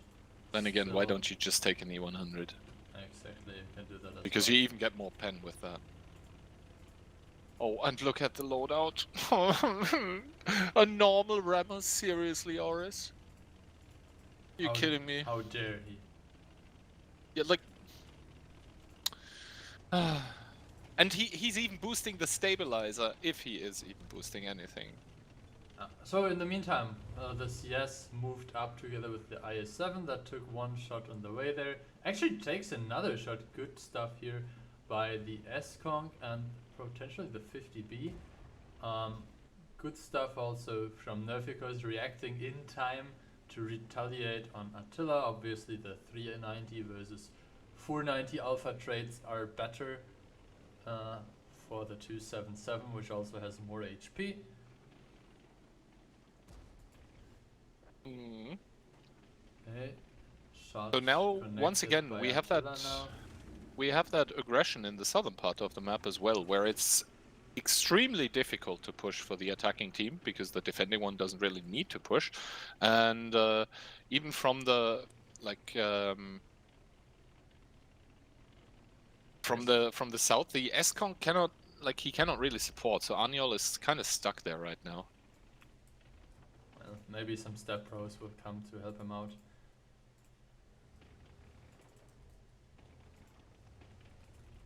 We'll have to see about that one, yeah. But once again, it's one of those ghost town games where we don't really have a lot to say at the start of the game. I guess we can take a look at the E3 position or something to I guess try to understand what exactly the E3 is supposed to do there. Where he's aiming, there's normally some sort of 50B flank coming in, but the 50B is nowhere near even, so I mean, the think 50B is moving right now. You can see it at the lower side of the city. He was initially positioned to help on the crossing. He did one shot, if I saw it correctly, onto the IS-7. And now he's being pulled towards the... to be honest, I don't really like what Pryko is doing right now. If you take a look at the minimap, they're giving up super much control right now. Like, Yeah, and Furious this Aggressive is took another shot right now. like this is clear as day now to Halil that the only cap. Oh, nice shot by the E3 into the IS-4, by the way. This is clear as day to the team of Halil that Prykosaurus, they definitely want to go for some sort of one cap commit or kill all strategy. But with the HP and now the first kill being as it is, I don't think that is an option anymore. So step by step, position by position, Halil Esports taking everything and more from Prykosaurus in this game, at least so far. Yeah, and now they have the time to pull the sniping VZ55 as well closer to the main forces. This way you avoid anyone getting separated. And if you take a look at the minimap, you can see the map control on the side of the blue team is very limited. They're now pushing up the CS again to help the 277 fight against the IS-7, but we do have Attila in the background with the CS sort of hovering around. And even dealing a shot into Nerficos Los Bandidos here. So Nerficos knows that he can't overpush, but the problem for Pryko is that they can't really overpush the city either, because they bled so much there, they even bled a kill. Now Nerficos with the overpush onto the IS-7, the IS-7 probably thought about going for the ram, but yeah, I think recent WN8 right now, trying to think who exactly he should focus out. Tough decision to make against the 277 that's lower HP, but also you have the medium with the high DPM, but now Attila farming from the backlines into Nerficos here, and Recent does get completely wrecked, and now Flawless needs to be careful as well, as a big brawl is about to erupt in the city. Yeah, you can see here the 50B tried to help on this side, but now the S-Kongs are all in position. The 50B will need to leave that area. He's kind of getting covered by the Super Kong there, but, well, where we would like to see the big brawl happening, still there's a lot of silence in the city. Halil Esports now with 2.2k HP advantage. They just took one more shot, so then this will now end up with Prykosaurus pushing, but yeah, I mean the 50B should receive 2 shots from the VZ in the back, another shot from the S-Kong is getting, he's getting overpushed here, so Kakatai is probably gonna get shredded to pieces here, as he just needs one more. Yeah, exactly. Aniol gonna pick it up, but the 60 GP with a beefy hit, and I don't think the 50B gets saved before Attila reloads here. And the S-Conk obviously also out in the open. Never mind Attila bouncing onto Aniol. Can't catch a break today, the young Turkish player, but at least his team seems to do it for him right now, as they're up firmly in HP. They do have control over the cap, over the one cap that is getting overpushed, but that's a hull down E3 that deals 865 in one shot to Kryson here. Kryson is himself rolling high as well with 507. But with Attila farming from the backlines, I don't really think there's any way out of defeat for Prykosaurus, who are going to drop their first round most likely. I mean, now the 50B was picked up as well. He was earlier sitting on a one shot. The S-Kong there farming from the back, still nearly full HP. The E3 is now pushing back the Super Kong, trying to keep his body in the 60TP alive. The 60TP should be reloaded now, picks up the kill. Good coordination and I mean flawless. Might have played a flawless game for him, but his team was everything else than. Melted around him. Pussy now coming in with his S-Conk. Oh, actually getting the HE penetration into the CS, and the E3 is going to secure that there's no way out of defeat for Prykosaurus, and if nothing else, at least we get a small content extension here. As Halil Esports do pick up their first round. It is still a mountain to climb for them. They need to win the next one as well, just to get to the tiebreaker. And now, obviously, sides are going to be switched, so it doesn't get easier either, as they will now have to attack. Attila again, top damage, crossing the 4k damage barrier. And good stuff here coming in from basically all those tanks here. I mean, you cannot really blame OP Hacker. His job was to snipe and protect the S-Conk. He did his shots onto the 50B. The S-Conk here retaliated 1k spotting damage as well. 4 shots penetrated. Recent got overpushed but bought a lot of time. Still 1 kill on his gun. So good stuff coming in from Halil here, and Prykosaurus' tech was not really convincing, to be honest. Mm-hmm. Yeah, it was just giving up map control everywhere, and then they realized they need to do something, but in the end it was just way too late immediately. So yeah, finally Halil with a good showing. I guess that's the good thing we can take for them this round, but obviously Ghost Town attack is not the easiest thing to pull off. We've seen it done in the past, quite consistently so, by other teams, but then again, those other teams that I'm talking about were those that actually easily could make it to playoff stages of tournaments. So that is something that Halil and Pryko both still have to prove. Yeah. Okay, so with 1 minute left, we can take a sneak peek here onto the lineup. It's not fully done yet, but it looks like they found a lot of confidence in their S-Kongs. 4 S-Kongs so far, 1 Batchat and an IS-7. Mm-hmm. I mean, sometimes the sort of the easiest things are the ones that work best, right? So just S-Conk is just that all reliable that you can always pick, and it's most of the time fairly easy to do well in it, just because the gun is reliable, the armor is very easy to understand. Yeah, we'll have to see 1 IS-4 and 1 Batchat in the mix. But that S-Conk DPM, if they get those S-Conks actually in and manage to keep most of them alive, then yeah, it's going to be hard for Halil to be able to put a resistance against that. And obviously, if the S-Kongs are in defense, they can actually choose where to fight, and they're always going to have the first 1 or 2 shots for free because of hold down. So I like the setup a lot, but it also depends on what Halil will bring this round. And to be honest, IS-7s in shootouts against S-Kongs sort of stink, because the S-Kong is always going to have easy penetrations, even when the IS-7 side scrapes, because of the shoulder plate. So we do have double IS-7, double S-Kong, 1 VZ, 1 Batchat, and 1 CS for the side of Halil.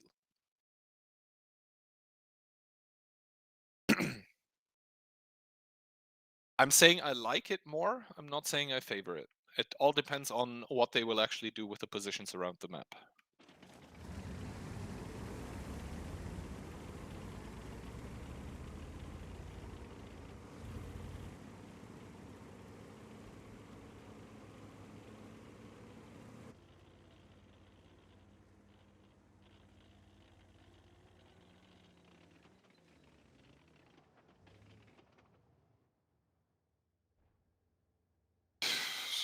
I mean, if he does this north cross, I'm not sure he needs it, to be honest.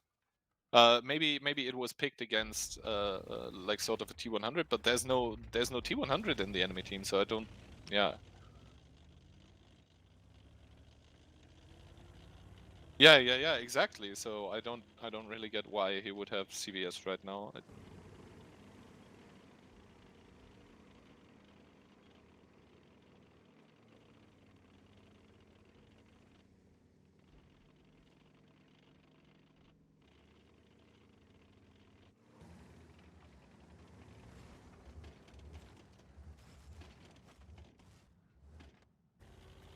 Hmm.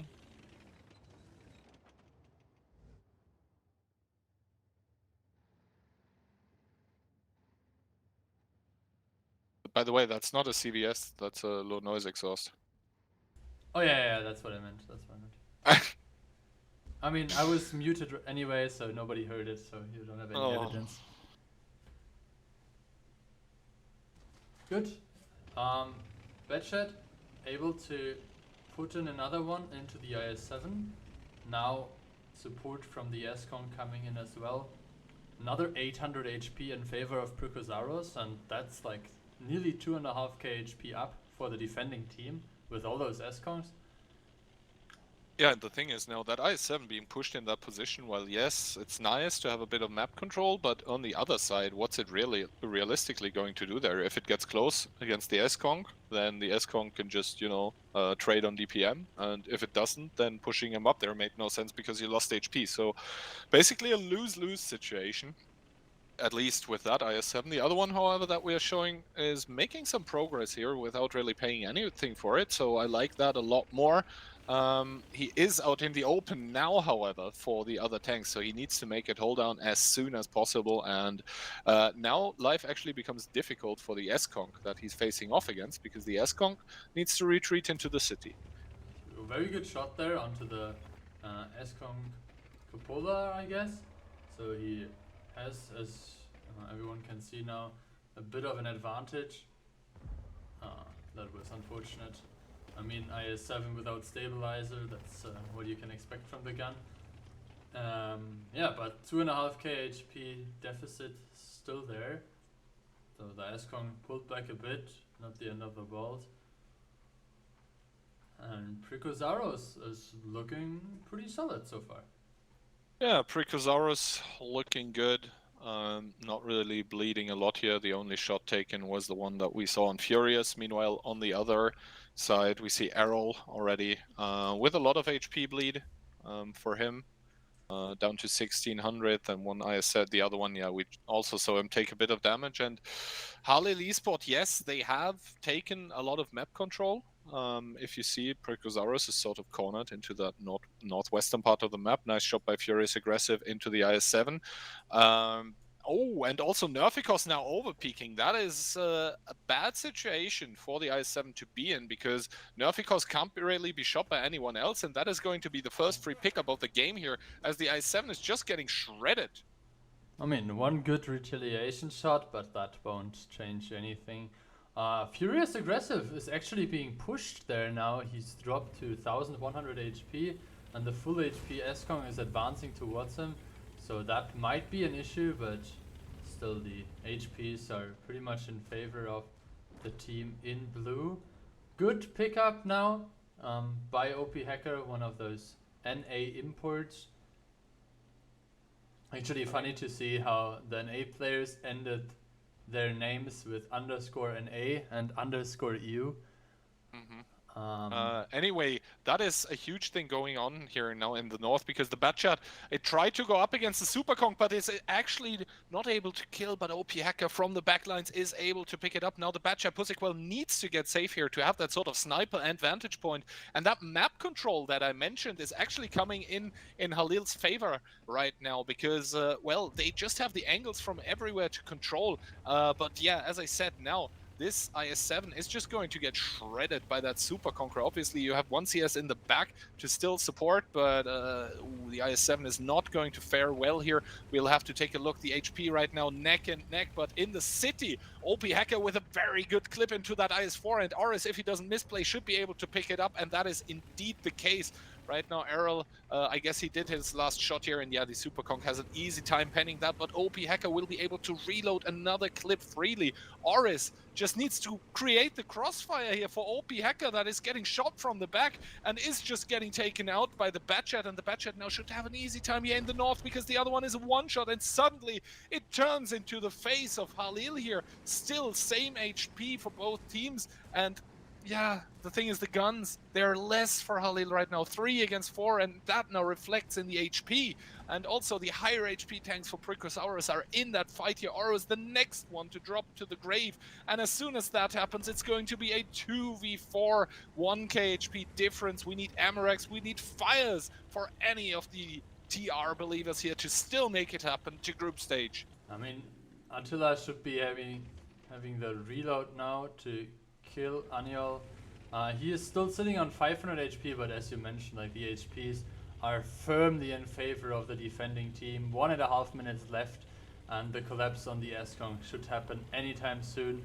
Kono there could be picked up maybe, but yeah, I mean, the shot went out from the S-Kong. The Batchat is now clipping out, and Attila is the last man standing. 1 Not minute for long. left, but I don't think he will survive that for much longer. Exactly. Does get one more kill here, but that is an impossible 1v1 to win. And with a bit less than 1 minute remaining, Prukosaurus is going to lock in their spots in the group stage here. Congratulations to them. And I think that means we can now head over to the group draw. First of all, obviously, let's take a quick look at the post-game stats. And we do see S-Kongs good tank on Ghost Town. Exactly. But also important that Flawless picked up the kills. He finished OP Hacker and then the Batchat that was sitting on a one-shot there. Overall, good stuff here by both teams. It was a close game on Ghost Town. Maybe a couple mistakes, but in the end it went pretty well. Okay, I have prepared. Let me change the scene and maybe zoom in a bit. Yeah, we have 2 teams that were invited. Okay, for correctness, I will put the first place team on top. Holovnici and Goodnight Nomi. Invilgo, QtPie, and LTP qualified in the first tournament qualifier.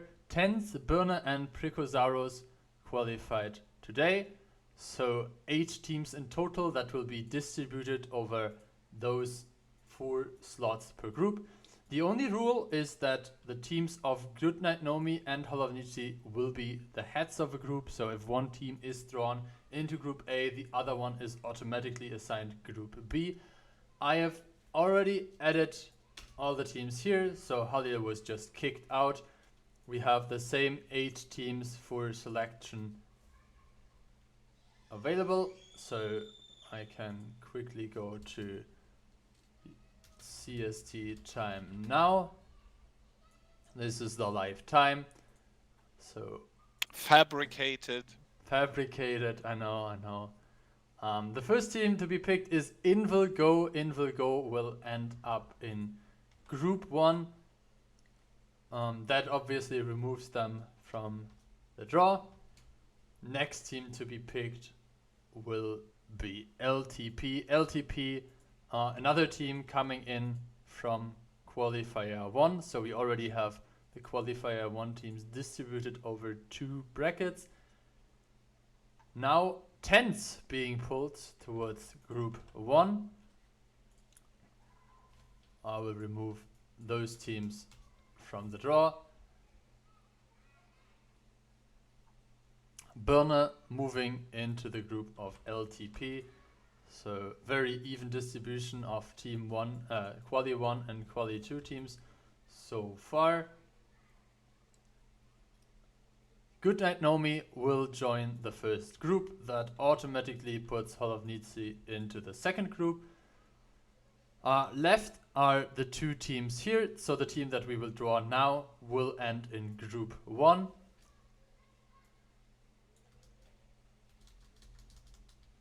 And that team will be the team around Vervi of QDPI, while Precosaurus goes into Group 2. Yeah, that will be the end of it for today. Second qualifier finished with 1 Polish and 2 German teams qualifying. You can see it here. The teams distributed over the 2 groups. I hope everyone enjoyed. We will be back for some World of Tanks action in the group stage tomorrow around 6 o'clock CEST. Key, you have the last word. Yeah, thanks for watching. Hope you enjoyed, and see you tomorrow.